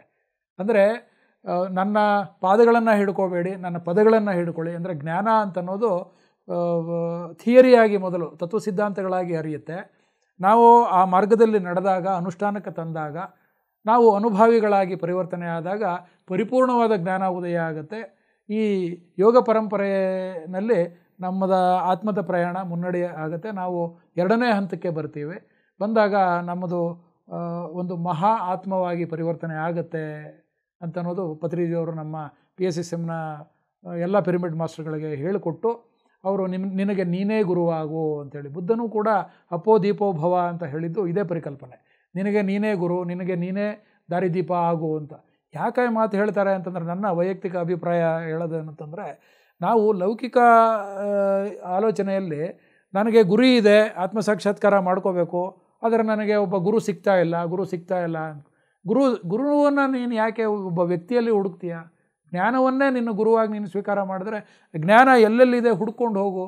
ಯಾವಾಗ ನಿನ್ನ ತೀರ್ಮಾನ ಜ್ಞಾನ ಬೇಕು ಅಂತ ತೀರ್ಮಾನ ಮಾಡ್ಕೋತೀಯೋ ಜ್ಞಾನ ನಿನ್ನ ಹತ್ರ ಹರಿದು ಬರುತ್ತೆ. ಪತ್ರಿಜಿಯವರು ಅದನ್ನು ಹೇಳಿದ್ರು. ಒಂದು ಸರಿ ನಾನು ಇದನ್ನು ತಿಳ್ಕೊಳ್ಳೇಬೇಕು ಅಂತಂದರೆ ಅದು ನಿನ್ನ ಹತ್ರ ಬರುತ್ತೆ, ಜ್ಞಾನ ಬರುತ್ತೆ. ಇದು ಲೋಕದ ನಿಯಮ. ಇದು ನಿನಗೆ ತಿಳಿಸಲ್ಪಡುತ್ತದೆ. ಒಂದು ರೀತಿ ನೀನು ತಿಳ್ಕೊಳ್ತೀಯ, ಅದನ್ನು ಮಾರ್ಗ ಯಾವುದಾದ್ರೂ ಇರಬಹುದು ಅಂತ ಹೇಳ್ತಾರೆ. ಹಾಗಾಗಿ ಇವತ್ತು ಕೇವಲ ವ್ಯಕ್ತಿಯನ್ನೇ ನಾವು ಗುರು ಅಂತ ಕರೆಯೋ ಅವಶ್ಯಕತೆ ಏನಿಲ್ಲ. ಇವತ್ತು ಹೊಸ ಮಾಧ್ಯಮಗಳಿದ್ದಾವೆ. ಪುಸ್ತಕ ರೂಪದಲ್ಲಿ, ಶಾಸ್ತ್ರ ರೂಪದಲ್ಲಿ ಬರೆದಿರ್ತಕ್ಕಂಥದ್ದನ್ನು ಇವತ್ತು ವಿದೇಶಗಳಲ್ಲಿ ಅದನ್ನು ಸಂಶೋಧನೆಯನ್ನು ಮಾಡಿ ಚೆನ್ನಾಗಿ ಅರ್ಥೈಸ್ಕೊಂಡು ಯೂನಿವರ್ಸಲ್ ಲಾ ಏನಿದೆ ಅದರ ಅನ್ವಯ ಅದನ್ನು ಸರಳೀಕರಣಗೊಳಿಸಿ ಹೊಸ ಯುಗದ ಆಧ್ಯಾತ್ಮಿಕತೆ ಅಂತ ಮಾಡಿದ್ದಾರೆ. ಇವತ್ತೆಲ್ಲ ಹೊಸ ಯುಗದ ಆಧ್ಯಾತ್ಮಿಕತೆಗಳಲ್ಲಿ ಗುರುಗಳು ಸಾಕಷ್ಟು ಜನ ಇದ್ದಾರೆ ವಿಶ್ವದ ಮಟ್ಟದಲ್ಲಿ. ನಮ್ಮ ಭಾರತೀಯ ಪರಂಪರೆಯಲ್ಲಿ ಋಷಿಮುನಿಗಳನ್ನು ನಾವು ನಮ್ಮ ಗುರುಗಳು ಅಂತ ಅಂದ್ಕೊಂಡಿದ್ದೀವಿ. ಸಂಸ್ಕೃತ ಭಾಷೆಯಲ್ಲಿ ನಮ್ಮಲ್ಲಿ ಇರತಕ್ಕಂಥ ಎಲ್ಲ ಪುರಾಣಗಳು, ಉಪನಿಷತ್ತುಗಳು, ಅದರಲ್ಲಿ ಹೇಳಿರ್ತಕ್ಕಂಥ ಜ್ಞಾನ ಅದು ಮೌಖಿಕ ಪರಂಪರೆಯಲ್ಲಿ ಬಂದಿರತಕ್ಕಂಥದ್ದು. ಇವತ್ತು ದಾಖಲೀಕರಣದ ಮೂಲಕ ಇವತ್ತು ಬರವಣಿಗೆ ಆಗಿದೆ, ಇವತ್ತು ಡಿಜಿಟಲ್ ರೂಪಕ್ಕೆ ಬಂದಿದೆ. ಇದರೆಲ್ಲ ಪ್ರಚಾರವನ್ನು ನಾವು ತತ್ವ ಸಿದ್ಧಾಂತವನ್ನು ಅರಗಿಸ್ಕೊಂಡು ನಮ್ಮ ಜೀವನದಲ್ಲಿ ಅಳವಡಿಸ್ಕೊಂಡ್ರೆ ನಮಗೆ ನಾವೇ ಗುರುವಾಗಿ ಪರಿವರ್ತನೆ ಆಗೋದರಲ್ಲಿ ಸಂಶಯವೇ ಇಲ್ಲ ಅಂತ ನಾನು ಅದರ ಅಭಿಪ್ರಾಯ ಪಡ್ತೇನೆ. ಇದೇ ಪತ್ರಿಜಿಯವರು ಕೂಡ ಹೇಳಿರ್ತಕ್ಕಂಥದ್ದು. ಗುರುಕುಲಕ್ಕೆ ಹೋಗೋದು ಅವಶ್ಯಕತೆ ಇಲ್ಲ, ಗುರುವನ್ನು ಹುಡ್ಕೊಂಡು ಹೋಗೋ ಅವಶ್ಯಕತೆ ಇಲ್ಲ, ನಿನಗೆ ನೀನೇ ಗುರು, ನಿನಗೆ ನಿನ್ನ ಉಸಿರೇ ಗುರು, ಉಸಿರನ್ನ ಹಿಡ್ಕೋ, ನಿನ್ನೊಳಗಡೆ ಪ್ರಯಾಣ ಮಾಡು, ಅಂತರ್ಯಾನವನ್ನು ಮಾಡು, ಒಳಗಡೆ ಇರ್ತಕ್ಕಂಥ ಆ ಪರಮಾತ್ಮನನ್ನು ಅನುಸಂಧಾನವನ್ನು ಮಾಡು, ಆ ಅನುಸಂಧಾನವೇ ನಿನಗೆ ಆತ್ಮಸಾಕ್ಷಾತ್ಕಾರದ ಕಡೆಗೆ ಕರೆದುಕೊಂಡು ಹೋಗುತ್ತೆ ಅಂಥೇಳಿ ತುಂಬ ಚೆನ್ನಾಗಿ ಹೇಳಿದ್ದಾರೆ. ಹಾಗಾಗಿ ಗುರು ಮತ್ತು ಗುರಿ, ಈ ಗುರಿ ಅಂತನ್ನೋದೇ ಮುಖ್ಯ. ಮೊದಲು ಗುರಿ ಇದ್ದಲ್ಲಿ ಗುರು ಅವತರಿಸ್ತಾನೆ ಅಂತ. ಈಗ ನೀವು ಹೇಳಿದ್ದು ಗುರಿನೇ ಮುಖ್ಯ ಅಂತಕ್ಕಂಥದ್ದನ್ನು ಹೇಳಿದ್ರೆ, ಅಂದರೆ ಈಗ ತಾಯಿ ಗರ್ಭದಿಂದ ಮಗು ಬಂದಾಗ ಒಂದು ಬಿಳೆ ಹಾಳೆ ಟೈಪ್ ಇರುತ್ತೆ. ಅದಕ್ಕೆ ಯಾವುದೇ ಒಂದು ನಾವು ಗೋಲ್ ಇಟ್ಕೊಳ್ಳಲ್ಲ, ಅಥವಾ ಅದು ಗೋಲನ್ನು ಇದೇ ನಾನು ದೊಡ್ಡ ವ್ಯಕ್ತಿ ಆಗ್ತೀನಿ ಅಂತಕ್ಕಂಥ ಒಂದು ಲೇಬಲ್ ಇರಲ್ಲ. ಈ ಉದಾಹರಣೆಗೆ ಒಂದು ಬಾಟಲನ್ನು ನಾವು ತೆಗೆದುಕೊಂಡಾಗ ಆ ಒಂದು ಬಾಟ್ಲಿಗೆ ನಾವು ನೀರನ್ನು ತುಂಬಿದಾಗ ಏನಾಗುತ್ತೆ, ಅದಕ್ಕೆ ಬೆಲೆ ಬರುತ್ತೆ. ಖಾಲಿ ಬಾಟ್ಲು ಬಿದ್ದಿದ್ರೆ ಕಸದಾನೆ ಎತ್ಕೊಂಡು ಹೋಗ್ತಾನೆ, ಕಸಕ್ಕೆ ಸೇರುತ್ತೆ. ಇಲ್ಲ ಅದಕ್ಕೆ ನೀರು ತುಂಬಿದಾಗ ಅದಕ್ಕೆ ಒಂದು 20-30 ರೂಪಾಯಿ ಬೆಲೆ ಬರುತ್ತೆ. ಅದಕ್ಕೆ ಏನಾದರೂ ನೀರನ್ನು ಬಿಟ್ಬಿಟ್ಟು ನೀವು ಹಾಲನ್ನು ತುಂಬಿದ್ರೆ ಅದಕ್ಕೆ ಇನ್ನಷ್ಟು ಬೆಲೆ ರೈಸ್ ಆಗುತ್ತೆ. ಅಥವಾ ಹಾಲನ್ನು ಬಿಟ್ಟು ನೀವು ತುಪ್ಪ ತುಂಬಿದ್ರೆ ಇನ್ನಷ್ಟು ಬೆಲೆ ರೈಸ್ ಆಗುತ್ತೆ. ಅದೇ ಥರದಲ್ಲಿ ಈಗ ಮನುಷ್ಯನ ಈ ದೇಹ ಏನಿದೆ, ಈ ದೇಹನೇ ಅಂತಿಮ ಅಂತಕ್ಕಂಥದ್ದು, ಇದಕ್ಕೆ ಬೆಲೆ ಇಲ್ಲ. ಇದು ಬಾಟಲ್ ಟೈಪ್. ಇದು ಈ ದೇಹದ ಒಳಗಡೆ ಏನು ವಿಚಾರ ಏನಿರುತ್ತೆ ಮತ್ತು ಗುಣಗಳೇನಿರುತ್ತೆ, ಆ ವರ್ತನೆಗಳನ್ನು, ಸದ್ಗುಣಗಳನ್ನು ತುಂಬಿಕೊಂಡಾಗ ಮಾತ್ರ ಇದಕ್ಕೆ ವ್ಯಾಲ್ಯೂ ಸಿಗುತ್ತೆ ಅಂತ. ಒಂದು ವಿಚಾರ ಇದ್ದಾಗ, ಒಂದು ಜ್ಞಾನ ಇದ್ದಾಗ, ಒಂದು ಸದ್ಗುಣಗಳಿದ್ದಾಗ ಮಾತ್ರ ಈ ದೇಹಕ್ಕೆ ಬೆಲೆ ಸಿಗುತ್ತೆ. ಆ ಬಾಟಲ್ ಟೈಪ್ ಅರ್ಥದಲ್ಲಿ ನಾವು ಹೇಳೋದಾದರೆ ಅದಕ್ಕೆ ಒಂದು ಗುರಿ ಇರಬೇಕು ಅಂತಕ್ಕಂಥದ್ದು ಬಹಳ ಮುಖ್ಯವಾಗಿರ್ತಕ್ಕಂಥ ಒಂದು ಅಂಶ. ಈಗ ನಮ್ಮ ಪತ್ರಿಜಿಯವರಿಗೂ ಅಷ್ಟೇ ಒಂದು ಸಂಕಲ್ಪ ಇತ್ತು. ಆ ಸಂಕಲ್ಪ ಏನು ಅಂತಂದರೆ, ಅವ್ರಿಗೆ ಈ ಒಂದು ನಾನು ತಿಳಿದಿರತಕ್ಕಂಥ ಒಂದು ಧ್ಯಾನದ ಒಂದು ಜ್ಞಾನ ಏನಿದೆ, ಇದರಲ್ಲಿ ಎಲ್ಲರಿಗೂ ಒಂದು ಪರಮಾನಂದ ಸಿಗುತ್ತೆ, ಒಂದು ಪರಮಾರ್ಥದ ಒಂದು ಜೀವನದ ಗುರಿಯನ್ನು, ಒಂದು ಜ್ಞಾನೋದಯವನ್ನು ಪಡ್ಕೊಂಡು ಎಲ್ಲರ ಬದುಕನ್ನು ಒಂದು ಪರಿಪೂರ್ಣ ಒಂದು ಶ್ರೇಷ್ಠತೆಯ ಮಟ್ಟಕ್ಕೆ ಕೊಂಡೊಯ್ಬೋದು ಅಂತಕ್ಕಂಥದ್ದು ಅವ್ರಿಗೆ ಗೊತ್ತಾದಾಗ, ಅದನ್ನು ನಾನು ಎಲ್ಲರಿಗೂ ಹಂಚಬೇಕು ಅಂತಕ್ಕಂಥ ಒಂದು ಸಂಕಲ್ಪವನ್ನು ಇಟ್ಕೊಂಡಾಗ ಅವರು ಸುಮಾರು ಆ ಒಂದು ಗೋಲನ್ನು, ಗುರಿಯನ್ನು ಏನು ಇಟ್ಟುಕೊಂಡ್ರು ಅದಕ್ಕೆ ಅವರು ಒಂದು ಸಂಕಲ್ಪವನ್ನು ಮಾಡ್ಕೊಳ್ತಾರೆ. ಆ ಸಂಕಲ್ಪವನ್ನು ಮಾಡಿಕೊಂಡು ಎಷ್ಟೇ ಅಡೆತಡೆಗಳು ಬಂದರೂ ಸಹ ಆ ಪ್ರಯತ್ನ ಬಿಡದೇ ಮಾಡಿ, ಎಷ್ಟೇ ಅಡ್ಡಿ ಆತಂಕಗಳು ಬಂದರೂ ಸಹ ಅದನ್ನೆಲ್ಲ ಸಹಿಸಿಕೊಂಡು ಇವತ್ತು ಇಡೀ ಅವರೆಲ್ಲ ಆ ಸಹಿಸ್ಕೊಂಡಿದ್ದಕ್ಕೆ ಇಡೀ ಇವತ್ತು ಪ್ರಪಂಚದಾದ್ಯಂತ ಈ ಪಿರಮಿಡ್ ಮಾಸ್ಟರ್ಗಳು ಮತ್ತು ಈ ಪಿರಮಿಡ್ ಧ್ಯಾನ ಪ್ರಚಲಿತ ಆಗೋದಕ್ಕೆ ಸಾಧ್ಯತೆ ಆಗಿದೆ. ಆ ಥರದಲ್ಲಿ ನಾವು ಗುರಿಗಳನ್ನು ಇಟ್ಕೊಳ್ಬೇಕಾಗತ್ತೆ. ಆ ಗುರಿ ಇಟ್ಕೊಂಡಾಗ ಗುರಿಗೆ ತಕ್ಕಂತೆ ಒಂದು ಸಂಕಲ್ಪನ ಮಾಡಬೇಕಾಗತ್ತೆ. ಆ ಸಂಕಲ್ಪ ಇದ್ದಾಗ ಅದಕ್ಕೆ ಪ್ರಯತ್ನ ಇರಬೇಕಾಗತ್ತೆ. ಆ ಪ್ರಯತ್ನ ಪಡ್ತಕ್ಕಂಥ ಸಂದರ್ಭದಲ್ಲಿ ಏನಾಗುತ್ತೆ, ಹಲವಾರು ಆತಂಕಗಳು, ಅಡ್ಡಿ ಆತಂಕಗಳು, ಕಷ್ಟ ಕಾರ್ಪಣ್ಯಗಳು ಬರುತ್ತೆ.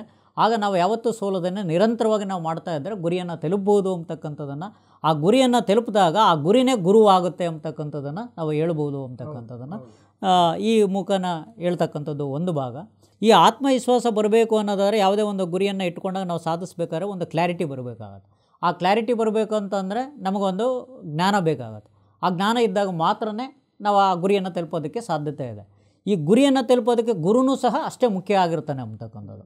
ಅದಕ್ಕೆ ಈಗ ಅಲೆಕ್ಸಾಂಡರ್ ಏನಿದ್ದಾರೆ, ಅಲೆಕ್ಸಾಂಡರಿಗೆ ಒಬ್ಬನು ಕೇಳ್ತಾನೆ, ಅಲ್ಲ ನೀವು ನಿಮ್ಮ ಅರಿಸ್ಟಾಟಲ್ ಗುರುಗಳನ್ನು ಬಹಳ ಪೂಜ್ಯತೆಯ ಭಾವದಿಂದ ಕಾಣ್ತೀರಾ, ನಿಮ್ಮ ತಂದೆ ಇಷ್ಟೊಂದು ಸಾಮ್ರಾಜ್ಯ ಅಥವಾ ಇಷ್ಟೆಲ್ಲ ಕೊಟ್ಟಿದ್ದಾರೆ, ಅವ್ರಿಗಿಂತ ಹೆಚ್ಚಿನಾಗಿ ಪೂಜ್ಯತೆ ಯಾಕೆ ಕಾಣ್ತಿದ್ದೀರಾ ಅಂತ ಹೇಳ್ತಾನೆ. ಆಗ ಅಲೆಕ್ಸಾಂಡರ್ ಒಂದು ಮಾತು ಹೇಳ್ತಾನೆ, ಅಂದರೆ ಈಗ ನಾನು ಕಾಣ್ತಾ ಇರೋದು, ನಾನು ನಮ್ಮ ಅರಿಸ್ಟಾಟಲ್ ಪೂಜ್ಯತೆಯಿಂದ ಕಾಣ್ತಾ ಇದ್ದೀನಿ. ಕಾರಣ ಏನು ಅಂತಂದರೆ, ಅವರಿಗೆ ನನಗೆ ಶಾಶ್ವತವಾಗಿರ್ತಕ್ಕಂಥ ಒಂದು ಜ್ಞಾನವನ್ನು ಕೊಟ್ಟಿರ್ತಕ್ಕಂಥ ಗುರು. ಆದರೆ ನಮ್ಮ ತಂದೆ ತಾಯಿಗಳು ನನಗೆ ರಾಜ್ಯ ಕೊಟ್ಟಿರ್ಬೋದು, ಸಾಮ್ರಾಜ್ಯ ಕೊಟ್ಟಿರ್ಬೋದು, ಈ ದೇಹ ಕೊಟ್ಟಿರ್ಬೋದು, ಆದರೆ ಅವರು ಶಾಶ್ವತವಾಗಿರ್ತಕ್ಕಂಥ ಒಂದು ಜ್ಞಾನವನ್ನು ಕೊಟ್ಟಿದ್ದಾರೆ ಅಂತಕ್ಕಂಥದ್ದನ್ನು ಹೇಳ್ತಾರೆ. ಆಮೇಲೆ ಇನ್ನೊಂದು ಬಹಳ ಮುಖ್ಯವಾಗಿರ್ತಕ್ಕಂಥ ಒಂದು ಅಂಶ ಹೇಳ್ತಾರೆ, ಅಂದರೆ ನಮ್ಮ ತಂದೆ ಅಂದರೆ ಆಕಾಶದಲ್ಲಿರ್ತಕ್ಕಂಥ ಒಂದು ನನ್ನನ್ನು ಈ ಭೂಲೋಕಕ್ಕೆ ನೆಲದ ಮೇಲೆ ತಂದಿದ್ದಾರೆ ಅಂತ. ಆಮೇಲೆ ನೆಲದ ಮೇಲೆ ಇರ್ತಕ್ಕಂಥ ಈ ದೇಹವನ್ನು ಆಕಾಶಕ್ಕೆ ಕೊಂಡೊಯ್ತಕ್ಕಂಥದ್ದು ಗುರು ಅಂತಕ್ಕಂಥದ್ದು. ಈ ಥರದಲ್ಲಿ ಆ ಗುರುವಿನ ಒಂದು ಮಹತ್ವವನ್ನು ಅವ್ರು ಹೇಳ್ತಾರೆ. ಇನ್ನು ಆಗಲೇ ನೀವು ಹೇಳ್ದಂಗೆ ಕಬೀರರು ಸಹ ಅದರ ಮಹತ್ವವನ್ನು ಹೇಳಿದ್ದಾರೆ. ಅಂದರೆ ಈ ಥರದಲ್ಲಿ ಗುರು ಮತ್ತು ಗುರಿ ಏನಿದೆ, ಗುರಿ ಇದ್ದಾಗ ನೀವು ಆಗಲೇ ಹೇಳಿದ್ರೆ ಒಂದು ಸಲ ಗುರಿ ಇದ್ದಾಗ ಗುರು ತನ್ನಷ್ಟಕ್ಕೆ ತಾನೇ ಬರೋದಕ್ಕೆ ಸಾಧ್ಯತೆ ಇದೆ ಅಂದಾಗ, ಈಗ ನಾವು ಗುರಿ ಇಟ್ಕೊಂಡು ಹೋದಾಗ ಏನಾಗುತ್ತೆ, ನಮಗೆ ಕನೆಕ್ಟಿವಿಟಿ ಆಗುತ್ತೆ ಗುರುಗಳು ಅಲ್ಲಿಗೆ ನಾವು ಇದು ಮಾಡ್ಕೊಳ್ಳೋದಕ್ಕೆ. ಗುರಿನೇ ಇಲ್ಲ ಅಂದರೆ ನಾವು ಗುರಿ ಹತ್ರಕ್ಕೆ ಗುರುವಿನ ಹತ್ರಕ್ಕೆ ಹೋಗೋದಕ್ಕೂ ಆಗಲ್ಲ, ಗುರುವನ್ನು ಇದು ಮಾಡೋದಕ್ಕೂ ಬರಲ್ಲ. ಅದನ್ನು ನಾವು ತಿಳ್ಕೊಂಡು ಈಗ ಗುರು ಮತ್ತು ಗುರಿ ಎರಡೂ ಸಹ ಜೀವನದಲ್ಲಿ ಬಹಳ ಇಂಪಾರ್ಟೆಂಟು. ಅದಕ್ಕೀಗ ಮಾನವನ ಜೀವನದಲ್ಲಿ ಗುರಿ ಏನಿರಬೇಕು ಅಂತಕ್ಕಂಥದ್ದನ್ನು ಕೊನೆಯ ಭಾಗದಲ್ಲಿ ನಾನು ಹೇಳ್ತಾ, ಅಂದರೆ ಒಂದು ಆಧ್ಯಾತ್ಮಿಕ ಗುರಿನೂ ಇರಬೇಕು ಮತ್ತು ಪ್ರಾಪಂಚಿಕ ಗುರಿನೂ ಇರಬೇಕು ಅಂತಕ್ಕಂಥದ್ದು. ಒಂದು ಪ್ರಾಪಂಚಿಕ ಗುರಿ ಏನು ಅಂತಂದರೆ, ಈಗ ನನಗೆ ಈ ದೇಹ ಇದೆ, ಮತ್ತು ಈಗ ತಂದೆ ತಾಯಿಗಳಿರ್ತಾರೆ, ಅಥವಾ ಆಮೇಲೆ ಮದುವೆ ಆದಾಗ ಹೆಂಡತಿ ಮಕ್ಕಳು ಇದೆಲ್ಲ ಬರ್ತಕ್ಕಂಥದ್ದಿದೆ, ಅವ್ರನ್ನ ಸಾಕಿ ಸಲ್ಲಿಸ್ತಕ್ಕಂಥದ್ದು ಇರುತ್ತೆ, ಇದು ಸಹ ಗೋಲು. ಅಥವಾ ನನಗೊಂದು ಅಧಿಕಾರ ಬೇಕಾಗುತ್ತೆ, ಅಥವಾ ನನಗೊಂದು ದುಡಿಯೋದಕ್ಕೆ ಒಂದು ಉದ್ಯೋಗ ಬೇಕಾಗುತ್ತೆ, ಇದನ್ನು ಗೋಲ್ ಇಟ್ಕೊಳ್ಬೇಕಾಗತ್ತೆ. ಬಟ್ ಇದೇ ಗೋಲೇ ಅಂತಿಮ ಅಂತ ತಿಳ್ಕೊಳ್ಳೋದಕ್ಕೆ ಹೋಗ್ಬೇಡಿ. ಇದ್ರ ಜೊತೆಯಲ್ಲಿ ಒಂದು ಆಧ್ಯಾತ್ಮಿಕ ಗುರಿನೂ ಸಹ ಇರಬೇಕು. ಅಂದರೆ ಇದನ್ನು ಆತ್ಮಜ್ಞಾನ ಅಂತ ಕರಿತೀವಿ. ಈ ಆತ್ಮಜ್ಞಾನದ ಗುರಿ ಇದ್ದಾಗ ಮಾತ್ರ, ಆಮೇಲೆ ಈ ಗುರಿನೂ ಇದ್ದಾಗ, ಪ್ರಾಪಂಚಿಕ ಗುರಿ ಮತ್ತು ಆಧ್ಯಾತ್ಮಿಕ ಗುರಿ ಎರಡು ಗೋಲನ್ನು ನಾವು ಇಟ್ಕೊಂಡಾಗ ಮಾನವನ ಜೀವನ ಪರಿಪೂರ್ಣ ಆಗುತ್ತೆ ಅಂತಕ್ಕಂಥದ್ದು ಈ ಆಧುನಿಕ ಯುಗದಲ್ಲಿ ಸಾಧ್ಯತೆ ಇದೆ ಅಂತಕ್ಕಂಥ ಒಂದು ಅಂಶನ ಎಲ್ಲರಿಗೂ ಹೇಳ್ತಾ, ನೀವು ಯಾವುದೇ ಒಂದು ಗುರಿಗಳನ್ನು ಇಟ್ಕೊಳ್ಬೇಕಾದ್ರೆ ಆಧ್ಯಾತ್ಮಿಕ ಗುರಿನೂ ಇರಲಿ, ಪ್ರಾಪಂಚಿಕ ಗುರಿನೂ ಇರಲಿ, ಎರಡನ್ನೂ ಸಮನಾಗಿ ಸಮತೋಲನದಲ್ಲಿ ನೀವು ಕೊಂಡೊಯ್ದಾಗ ಮಾತ್ರ ನೀವು ಗುರಿಯನ್ನು ತಲುಪ್ತೀರ. ಆಗ ನಿಜವಾಗಿರ್ತಕ್ಕಂಥ ಒಂದು ಗುರು, ಈಗ ನಮ್ಮ ಸತ್ಯನಾರಾಯಣ ಸರ್ ಈಗಾಗಲೇ ಹೇಳ್ದಂಗೆ ಅಪ್ಪು ದೀಪೋ ಭವ, ನಮ್ಮ ಪತ್ರಿಜಿ ಹೇಳದಂತೆ ಈಗ ಶಾಶ್ವೇ ನಿಮ್ಮ ಗುರು ಅಂತಕ್ಕಂಥದ್ದು. ಯಾಕೆಂದರೆ ಮೊದಲನೇದಾಗಿ ಬಾಹ್ಯವಾಗಿ ಗುರು ಏನು ಹೇಳ್ತಾರೆ ಅಂತಂದರೆ, ಈಗ ಗುರು ಒಂದು ಮಾರ್ಗವನ್ನು ತೋರಿಸ್ತಾರೆ, ಅದನ್ನು ಪ್ರಾಕ್ಟೀಸ್ ಮಾಡ್ತಾ ಮಾಡ್ತಾ ಮಾಡ್ತಾ ಆಮೇಲೆ ತಾವೇ ಗುರುವಾಗಿ ಕನ್ವರ್ಟ್ ಆಗ್ತಾರೆ ಅಂತಕ್ಕಂಥದ್ದು. PSSMನಲ್ಲಿ ಪತ್ರಿಜಿಯವರು ಕೇವಲ ಶಿಷ್ಯರನ್ನು ತಯಾರು ಮಾಡಿಲ್ಲ, ಎಲ್ಲರೂ ತಮ್ಮ ಒಳಗಡೆ ಸ್ವಯಂ ಜ್ಞಾನವನ್ನು ಇಟ್ಕೊಂಡೇ ಈ ಭೂಮಿಗೆ ಬಂದಿರೋರು. ಆದ್ದರಿಂದ ಎಲ್ಲರೂ ಮಾಸ್ಟರ್ಗಳೇ. ಇಲ್ಲಿ ಶಾಶ್ವತವಾದ ಶಿಷ್ಯರು, ಶಾಶ್ವತವಾದ ಗುರುಗಳು ಅಂತ ಯಾರೂ ಇಲ್ಲ, ಎಲ್ಲರೂ ಗುರುಗಳೇ. ಇನ್ನೊಬ್ಬನಿಗೆ ಒಂದು ಅಕ್ಷರ ಕಲಿಸಿದಾತಂ ಗುರು ಅಂತ ಹೇಳಿ ಒಂದು ಮಾತಿದೆ. ಇನ್ನೊಬ್ಬರಿಗೆ ಒಂದು ಅಕ್ಷರ ನಾನು ಹೇಳಿಕೊಟ್ರೂ ಕೂಡ ನಾನು ಗುರು ಆಗಿರ್ತೀನಿ ಆತನಿಗೆ.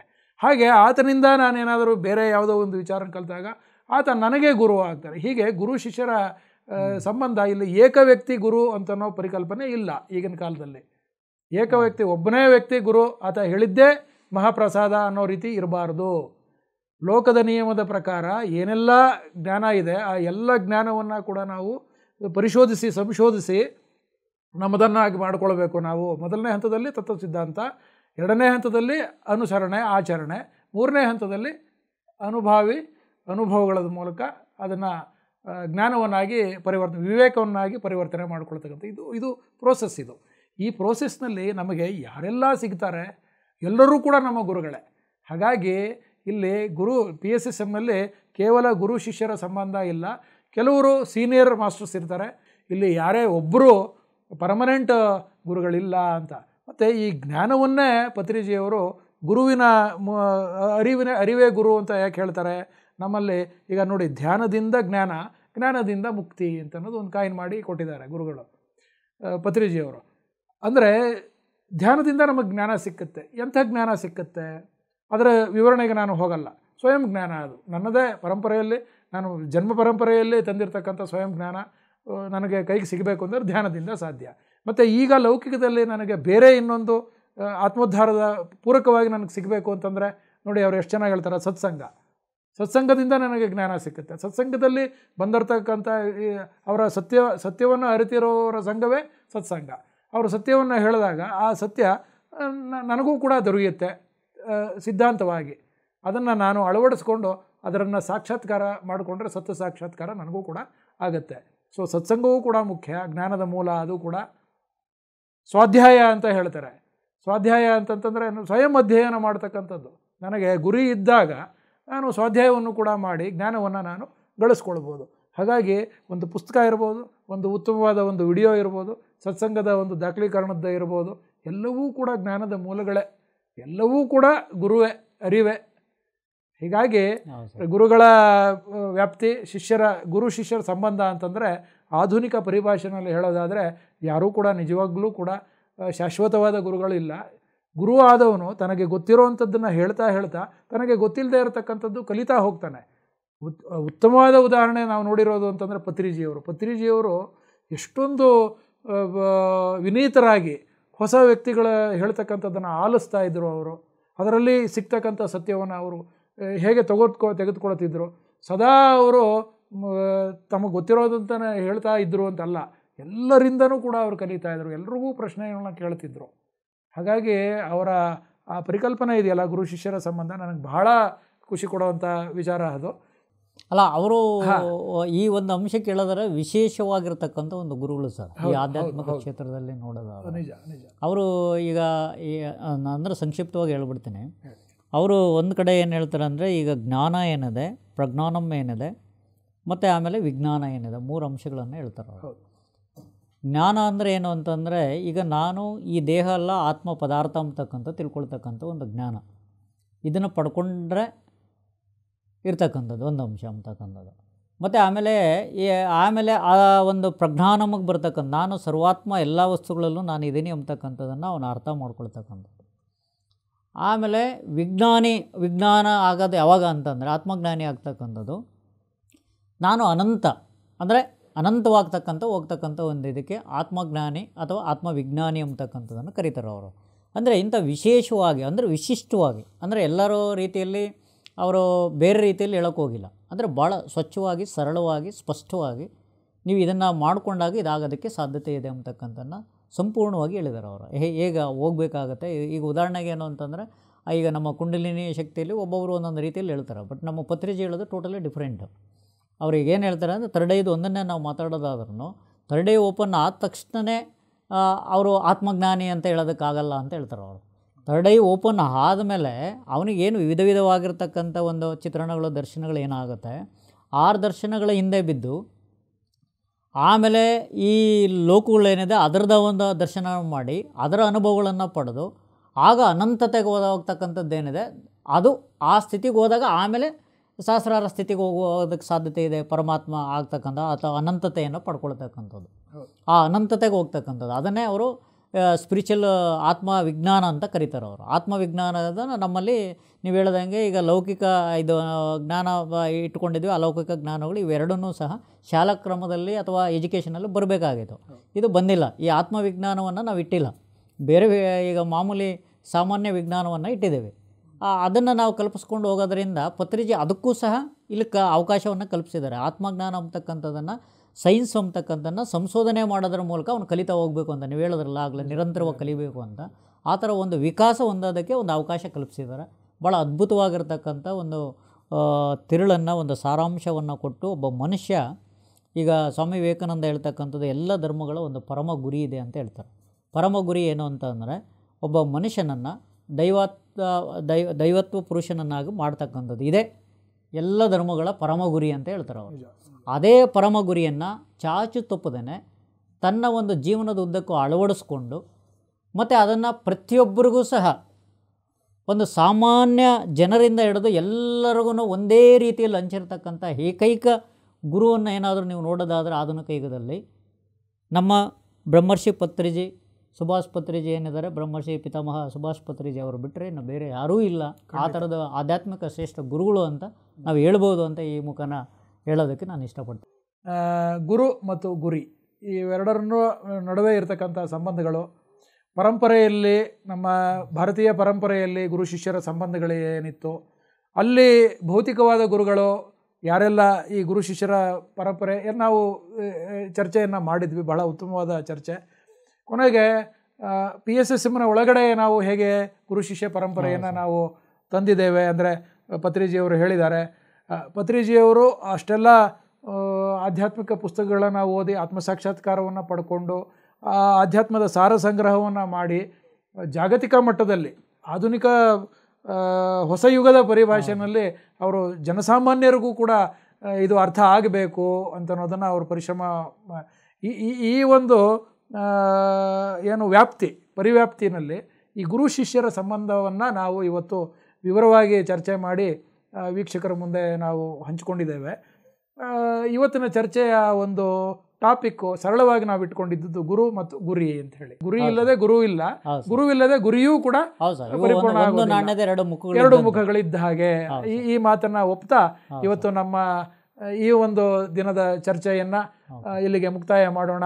ಧನ್ಯವಾದಗಳು ವೀಕ್ಷಕರೇ, ಎಲ್ಲರಿಗೂ ಕೂಡ ನಮಸ್ಕಾರ. ಮತ್ತೊಮ್ಮೆ ಜುಲೈ 21ರ ಗುರುಪೂರ್ಣಿಮೆ ಸಂದರ್ಭದಲ್ಲಿ ನಮ್ಮೆಲ್ಲ ಗುರುಗಳಿಗೆ, ಭೌತಿಕವಾದ ಗುರುಗಳಿಗೆ, ಅರಿವೇ ಗುರು ಜ್ಞಾನಕ್ಕೆ, ನಿಮ್ಮೆಲ್ಲರ ಜ್ಞಾನಕ್ಕೆ, ಈ ಜ್ಞಾನಕ್ಕೆ ಕಾರಣಕರ್ತರಾಗಿರ್ತಕ್ಕಂಥ ಎಲ್ಲ ಪರಂಪರೆಯಲ್ಲಿ ಬಂದು ಹೋದಂಥ ಉನ್ನತ ಆತ್ಮಗಳಿಗೆ, ಪ್ರೌಢಾತ್ಮಗಳಿಗೆ, ವೃದ್ಧಾತ್ಮಗಳಿಗೆ ಮತ್ತೊಮ್ಮೆ ನಮಿಸುತ್ತಾ ನನ್ನ ಮಾತುಗಳನ್ನು ಮುಕ್ತಾಯ ಮಾಡ್ತೇನೆ. ಧನ್ಯವಾದಗಳು, ನಮಸ್ಕಾರ.